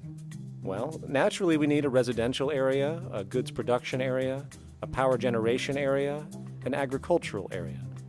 But we also need nurturing as human beings, hence culture, nature, recreation, and education. So let's include a nice open park, an entertainment events area for cultural purposes and socializing, and educational and research facilities. And since we're working with a circle, it seems rational to place these functions in belts based on the amount of land required for each goal, along with ease of access. Very good. Now, let's get down to specifics. First, we need to consider the core infrastructure, or intestines, of the city organism. These would be the water, good, waste, and energy transport channels. Just as we have water and sewage systems under our cities today, we would extend this channeling concept to integrate waste recycling and delivery itself. No more mailmen or garbage men. It is built right in. We could even use automated pneumatic tubes and similar technologies. Same goes for transport. It needs to be integrated and strategically designed to reduce or even remove the need for wasteful, independent automobiles. Electric trams, conveyors, transveyors, and maglevs, which can take you virtually anywhere in the city, even up and down, along with connecting you to other cities as well. And of course, in the event an automobile is required, it is automated by satellite for safety and integrity. In fact, this automation technology is in working order right now. Automobile accidents kill about 1.2 million people every single year, injuring about 50 million. This is absurd and doesn't have to occur. Between efficient city design and automated driverless cars, this death toll can be virtually eliminated. Agriculture.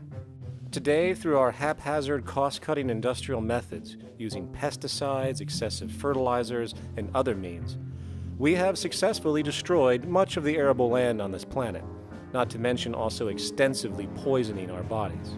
In fact, industrial and agricultural chemical toxins now show up in virtually every human being tested, including infants.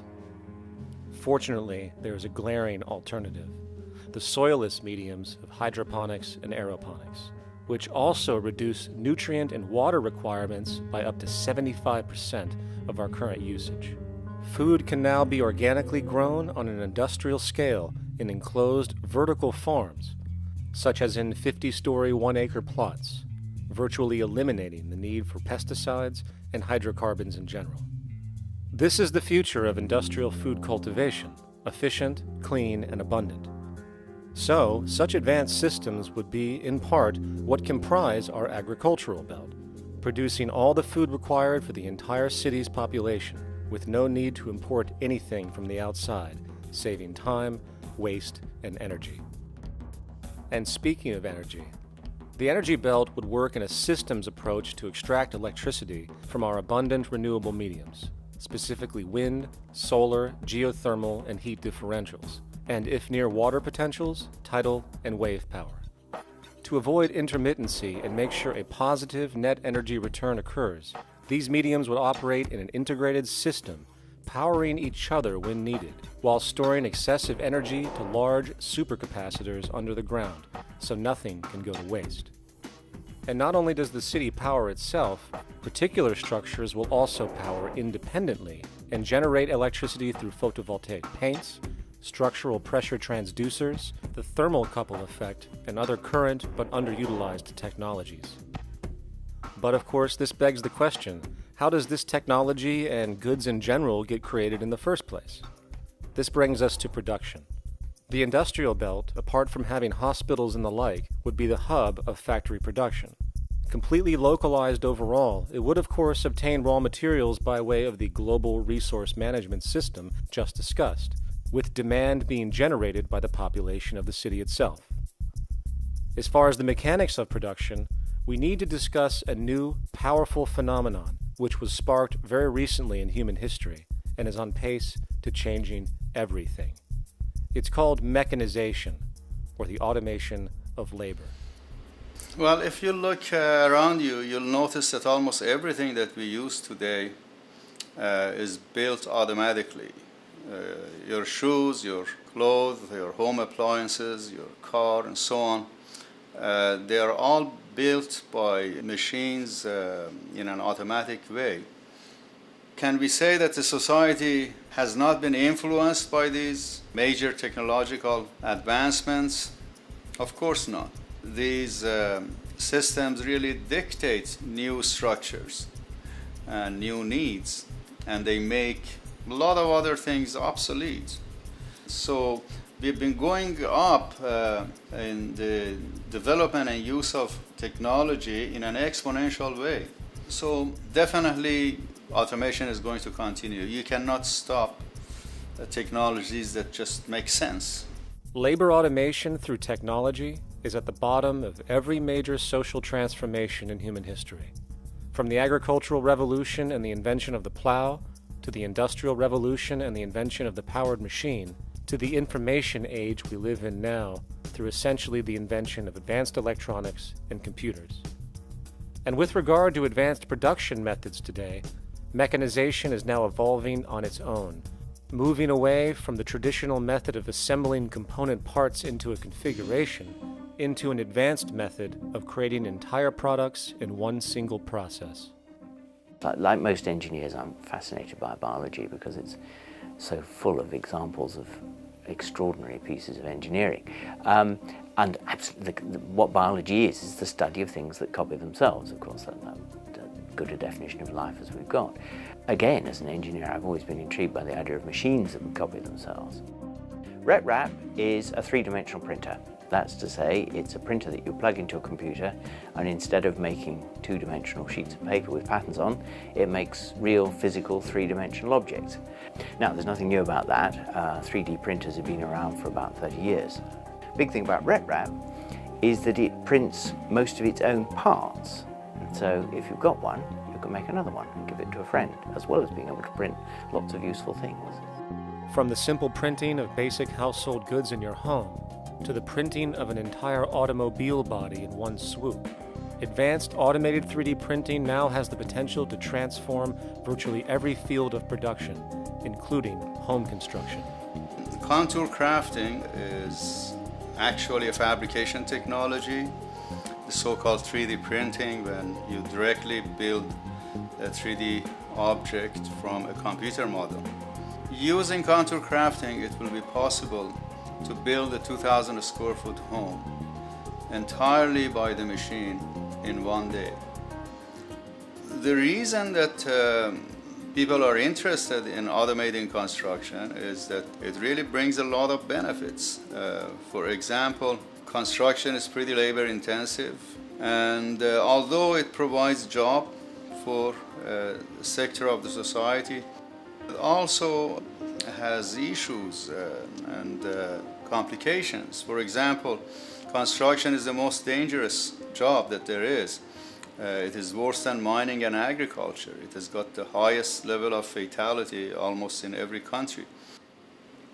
Another issue is the waste. An average home in the United States has 3 to 7 tons of waste. So this is huge if we look at the impact of construction and knowing that about 40% of all materials in the world are used in construction. So big waste of energy and resources and big damage to the environment as well.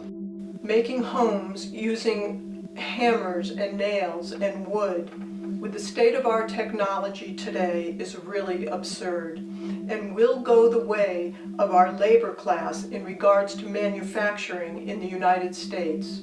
Recently, there was a study by economist David Autor of MIT that states that our middle class is obsolete and being replaced by automation. Quite simply, mechanization is more productive, efficient, and sustainable than human labor in virtually every sector of the economy today. Machines do not need vacations, breaks, insurance, pensions, and they can work 24 hours a day every day. The output potential and accuracy compared to human labor is unmatched. The bottom line, repetitive human labor is becoming obsolete and impractical across the world, and the unemployment you see around you today is fundamentally the result of this evolution of efficiency in technology.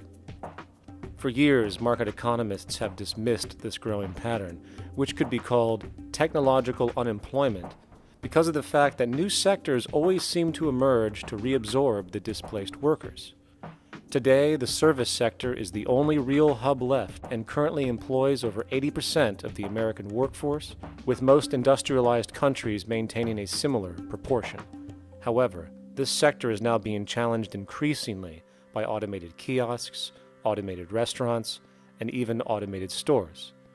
Economists today are finally acknowledging what they have been denying for years.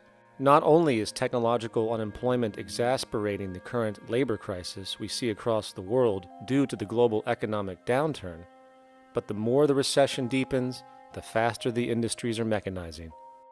The catch, which is not realized, is that the faster they mechanize to save money, the more they displace people, the more they reduce public purchasing power. This means that while the corporation can produce everything more cheaply, fewer and fewer people will actually have money to buy anything, regardless of how cheap they become. The bottom line is that the labor for income game is slowly coming to an end. In fact, if you take a moment to reflect on the jobs which are in existence today, which automation could take over right now if applied, 75% of the global workforce could be replaced by mechanization tomorrow. And this is why, in a resource-based economy, there is no monetary market system, no money at all, for there is no need. A resource-based economy recognizes the efficiency of mechanization and accepts it for what it offers. It doesn't fight it like we do today. Why? Because it is irresponsible not to, given any interest in efficiency and sustainability. And this brings us back to our city system. In the center is the central dome, which not only houses the educational facilities and transportation hub, it also hosts the mainframe that runs the city's technical operations. The city is, in fact, one big automated machine. It has sensors in all technical belts to track the progress of agriculture, energy gathering, production, distribution, and the like. Now, would people be needed to oversee these operations in the event of a malfunction or the like? Most probably yes, but that number would decrease over time as improvements continue. However, as of today, maybe 3% of the city population would be needed for this job when you break it down. And I can assure you that in an economic system which is actually designed to take care of you and secure your well-being, without you having to submit to a private dictatorship on a daily basis, usually to a job that is either technically unnecessary or socially pointless, while often struggling with debt that doesn't exist just to make ends meet.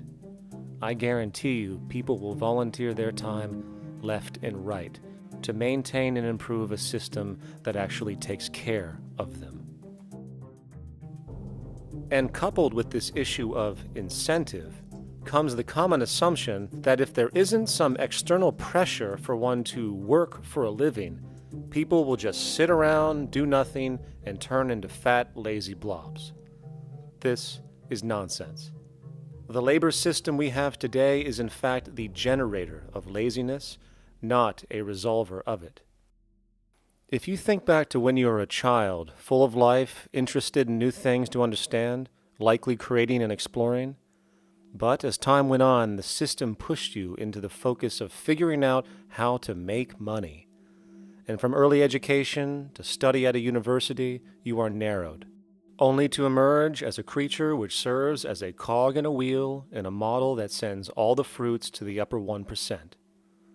Scientific studies have now shown that people are, in fact, not motivated by monetary reward when it comes to ingenuity and creation. The creation itself is the reward. Money, in fact, appears only to serve as an incentive for repetitive, mundane actions, a role we have just now shown can be replaced by machine. So when it comes to innovation, the actual use of the human mind, the monetary incentive has proven to be a hindrance, interfering and detracting from creative thought. And this might explain why Nikola Tesla, the Wright brothers, and other inventors who contributed massively to our current world never showed a monetary incentive to do so. Money is, in fact, a false incentive and causes 100 times more distortion than it does contribution. Good morning, class. Please settle down. The first thing I would like to do is go around the room and ask what everyone would like to be when they grow up. Who would like to go first? Okay, how about you, Sarah? When I grow up, I want to work at McDonald's like my mom. Oh, family tradition, eh? How about you, Linda? When I grow up, I'm going to be a prostitute on the streets of New York City. Oh, glamour girl, huh? Very ambitious. How about you, Tommy? When I grow up, I'm going to be a rich, elitist businessman who works on Wall Street and profits off of the collapse of foreign economies. Enterprising, and great to see some multicultural interest. As stated before, a resource-based economy applies the scientific method to social concern, and this isn't limited to simply technical efficiency. It also has the consideration of human and social well-being directly and what comprises it. What good is a social system if, in the end, it doesn't produce happiness and peaceful coexistence? So it is important to point out that with the removal of the money system and the necessities of life provided, we would see a global reduction in crime by about 95% almost immediately, for there is nothing to steal, embezzle, scam, or the like. 95% of all people in prisons today are there due to some monetary-related crime or drug abuse, and drug abuse is a disorder, not a crime. So what about the other 5%, the truly violent, often seeming to some as being violent for the sake of being violent? Are they just evil people?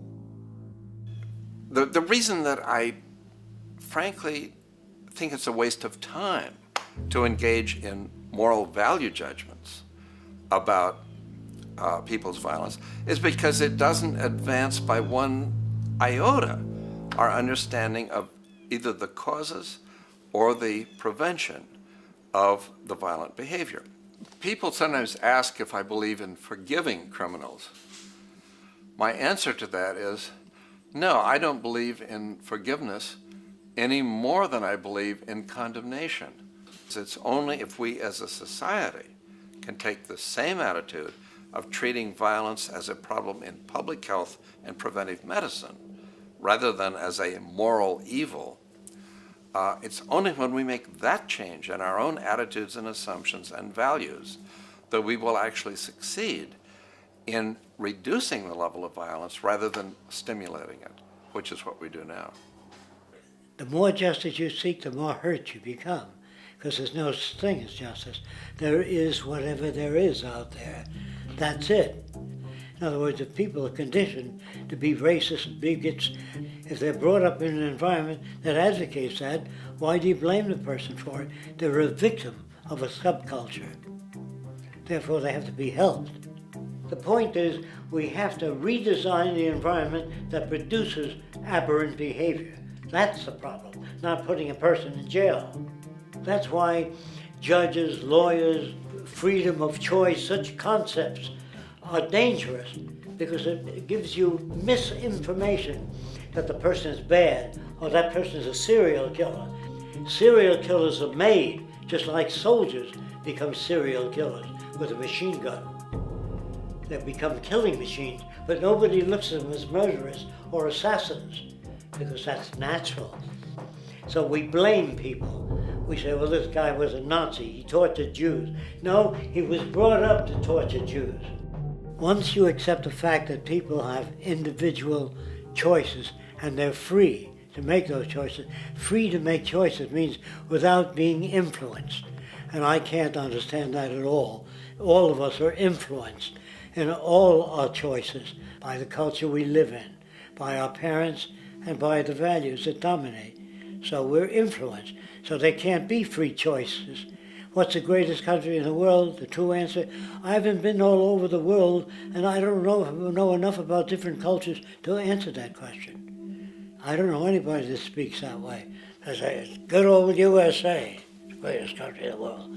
There's no survey. Have you been to India? No. Have you been to England? No. Have you been to France? No. What do you make your assumptions on? They can't answer. They get mad at you. They say, well, goddamn it, who the hell are you to tell me what to think? You know, don't forget, you're dealing with aberrated people. They're not responsible for their answers. They're victims of culture. That means they've been influenced by their culture.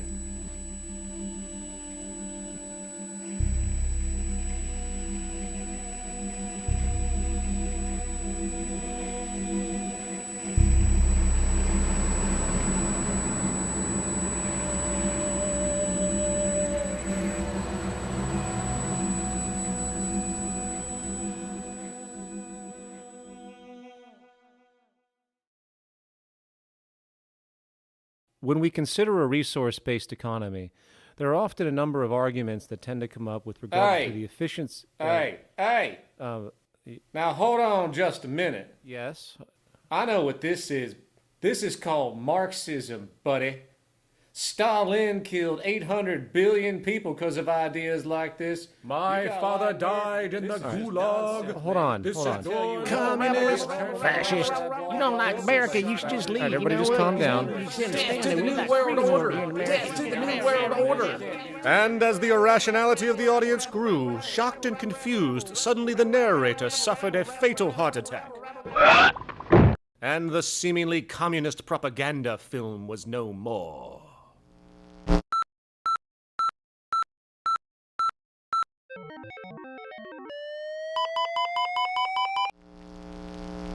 You know, I've said that sort of thing to people in think tank type of situations, and you know, these Club of Rome types and so forth.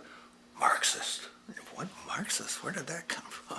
You know, they got this icon they hold on to as their holy grail, and it's such an easy one. You know, people ask if I'm a socialist or a communist or a capitalist, and I say I'm none of the above. And why do you think that those are the only options?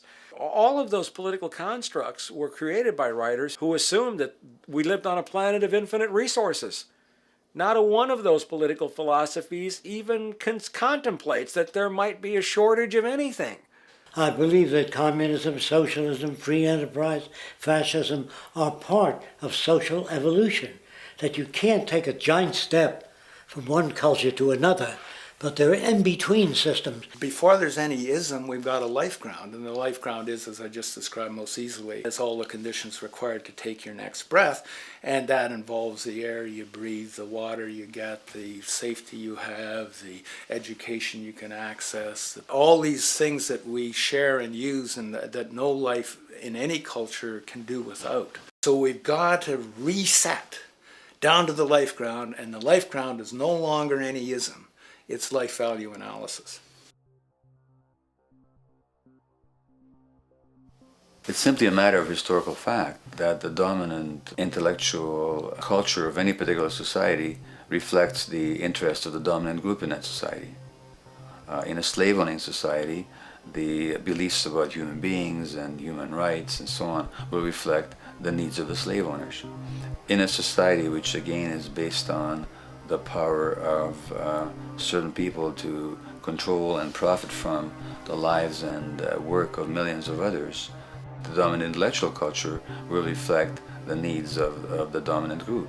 And so that if you look across the board, the ideas that pervade psychology and sociology and history and political economy and political science fundamentally reflect certain elite interests.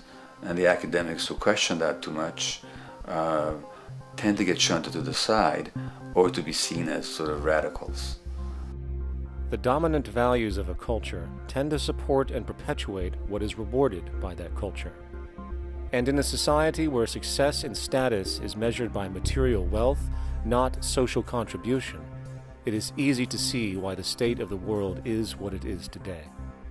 We are dealing with a values system disorder, completely denatured, where the priority of personal and social health have become secondary to the detrimental notions of artificial wealth and limitless growth. And like a virus, this disorder now permeates every facet of government, news media, entertainment, and even academia. And built into its structure are mechanisms of protection from anything that might interfere. Disciples of the monetary market religion, the self-appointed guardians of the status quo, constantly seek out ways to avoid any form of thought which might interfere with their beliefs, the most common of which are projected dualities. If you are not a Republican, you must be a Democrat. If you are not a Christian, you might be a Satanist. And if you feel society can be greatly improved to consider perhaps, taking care of everyone, you're just a utopianist. And the most insidious of them all, if you are not for the free market, you must be against freedom itself. I'm a believer in freedom. Every time you hear the word freedom being said anywhere or government interference said anywhere, it means, decoded, blocking maximization of turning money into more money for private money possessors. That's it. Every other thing they'll say, oh, we need more commodities for people, oh, this is freedom against tyranny and so forth. Every time you see it, you can decode it down to that. And I think you'll find a one-to-one correlation with every time they use it. And this is a sense in which we might call it's a syntax, a governing syntax of understanding and of value, so that it governs beneath their own recognition of it. So they may not say, oh, I didn't mean that at all, but in fact, that's what they do. Just like you may speak a grammar, and you have rules of grammar you follow without recognizing what the rules are. And so what we have is what I call the ruling value syntax that underlies this. So every time they use these words, government interference, lack of freedom, or progress, or development, you can decode them all to come back to mean that. Of course, when you hear the word freedom, it tends to be in the same sentence with something called democracy. It's fascinating how people today seem to believe that they actually have a relevant influence on what their government does, forgetting that the very nature of our system offers everything for sale. The only vote that counts is the monetary vote, and it doesn't matter how much any activist yells about ethics or accountability. In a market system, every politician, every legislation, and hence every government is for sale. And even with the $20 trillion bank bailout starting in 2007, an amount of money which could have changed, say, the global energy infrastructure to fully renewable methods, instead going to a series of institutions that literally do nothing to help society, institutions that could be removed tomorrow with no recourse. The blind conditioning that politics and politicians exist for the public well-being still continues. The fact is, politics is a business, no different than any other in a market system, and they care about their self-interest before anything else. I don't really, honestly, deep down believe in political action. I think the system contracts and expands as it wants to. It accommodates these changes. I think the civil rights movement was an accommodation on the part of those who own the country. I think they see where their self-interest lies. They see a certain amount of freedom seems good, an illusion of liberty. Give these people a voting day every year so that they'll have the illusion of meaningless choice. Meaningless choice that we go like slaves and say, "Oh, I voted." The limits of debate in this country are established before the debate even begins, and everyone else is marginalized. They're made to seem either to be communists or some sort of disloyal person, a kook, there's a word, and now it's conspiracy. Say, they've made that something that should not be even entertained for a minute, that powerful people might get together and have a plan. Doesn't happen. You're a kook. You're a conspiracy buff. And of all the mechanisms of defense of this system, there are two that repeatedly come up. The first is this idea that the system has been the cause of the material progress we have seen on this planet. Well, no. There are basically two root causes which have created the increased so-called wealth and population growth we see today. One, the exponential advancement of production technology, hence scientific ingenuity. And two, the initial discovery of abundant hydrocarbon energy, which is currently the foundation of the entire socioeconomic system. The free market, capitalist, monetary market system, whatever you want to call it, has done nothing but ride the wave of these advents with a distorted incentive system and a haphazard, grossly unequal method of utilizing and distributing those fruits. The second defense is a belligerent social bias generated from years of propaganda, which sees any other social system as a route to so-called tyranny, with various name droppings of Stalin, Mao, Hitler, and the death tolls they generated. Well, as despotic as these men might have been, along with the societal approaches they perpetuated, when it comes to the game of death, when it comes to the systematic daily mass murder of human beings, nothing in history compares to what we have today. Famines throughout at least the last century of our history have not been caused by a lack of food. They've been caused by relative poverty.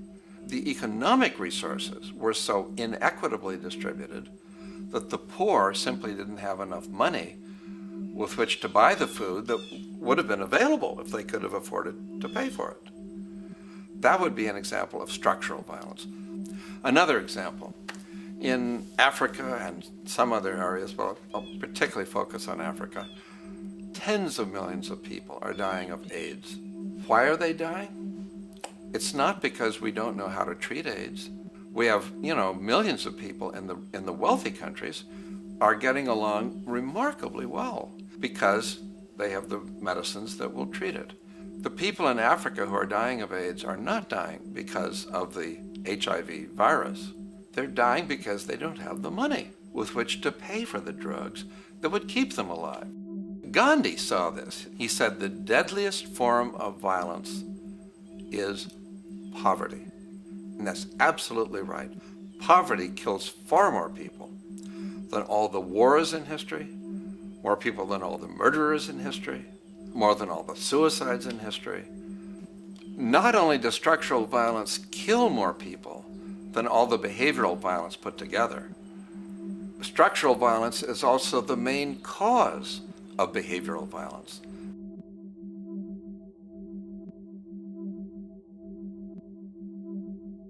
Oil is the foundation of, and it is present throughout the edifice of human civilization. There are 10 calories of hydrocarbon energy, oil and natural gas, in every calorie of food you and I eat in the industrialized world.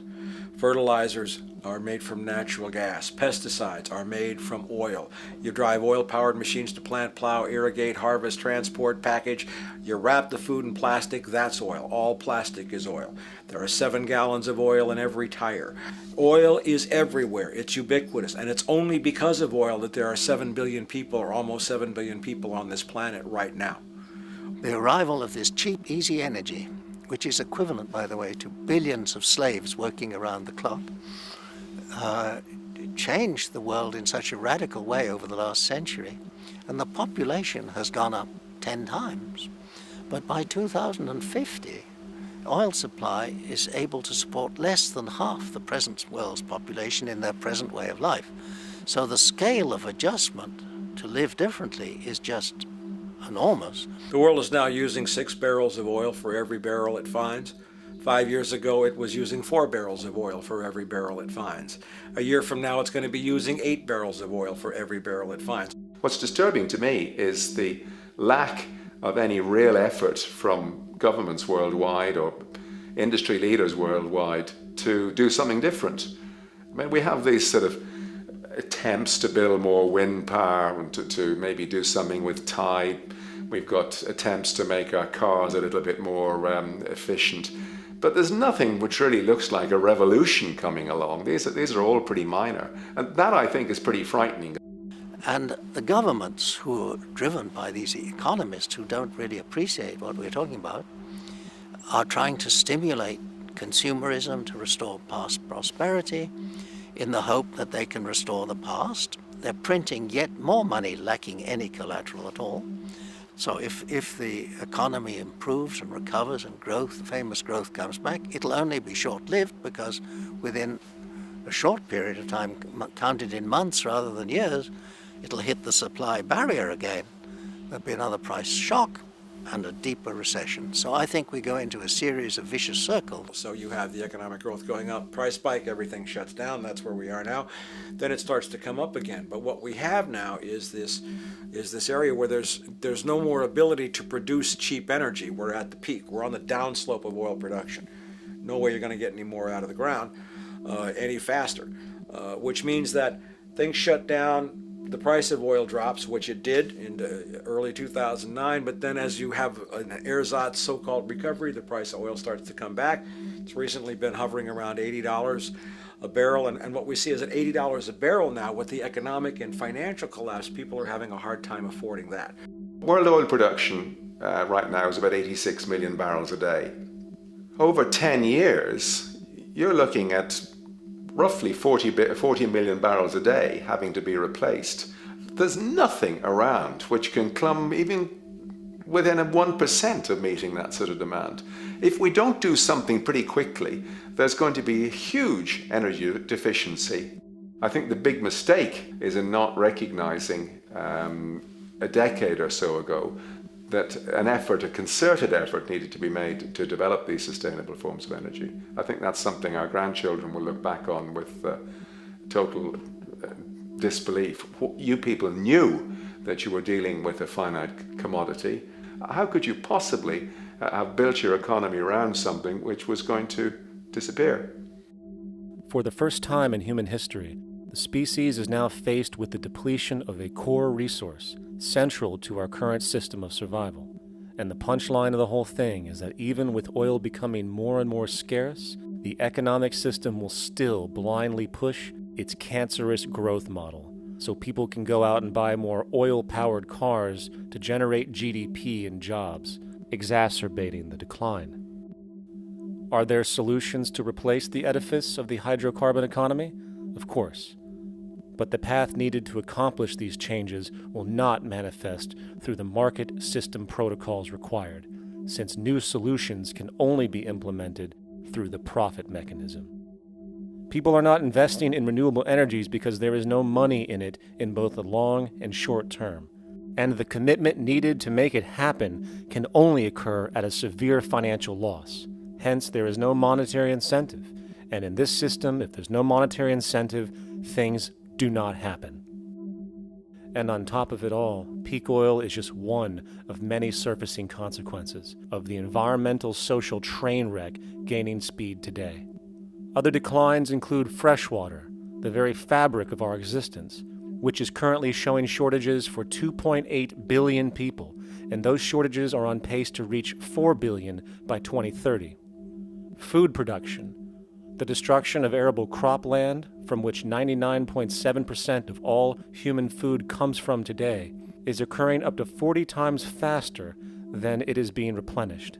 And over the last 40 years, 30% of the arable land has become unproductive. Not to mention that hydrocarbons are the backbone of agriculture today, and as it declines, so will the food supply.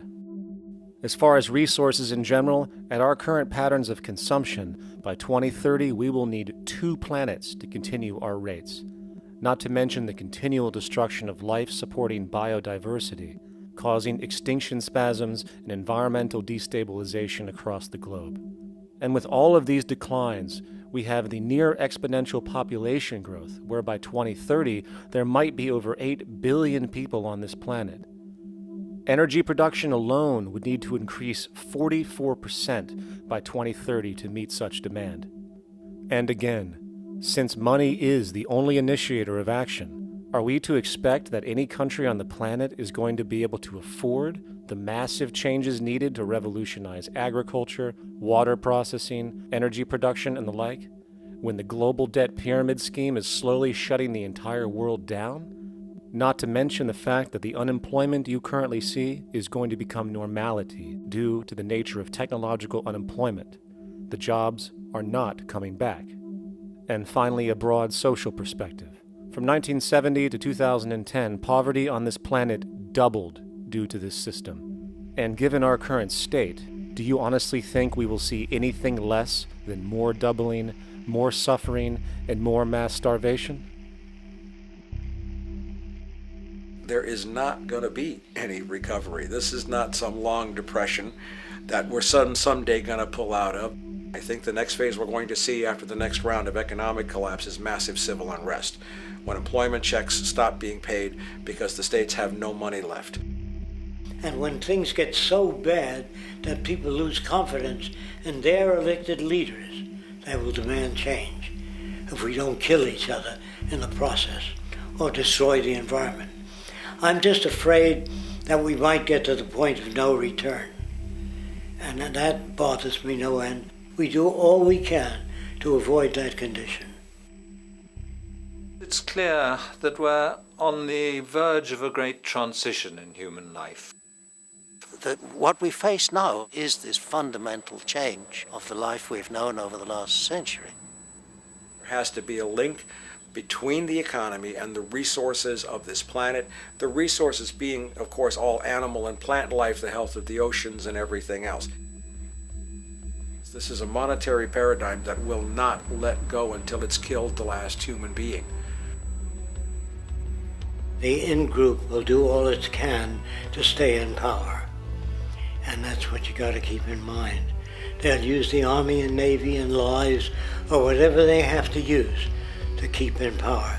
They're not about to give it up because they don't know of any other system that will perpetuate their kind.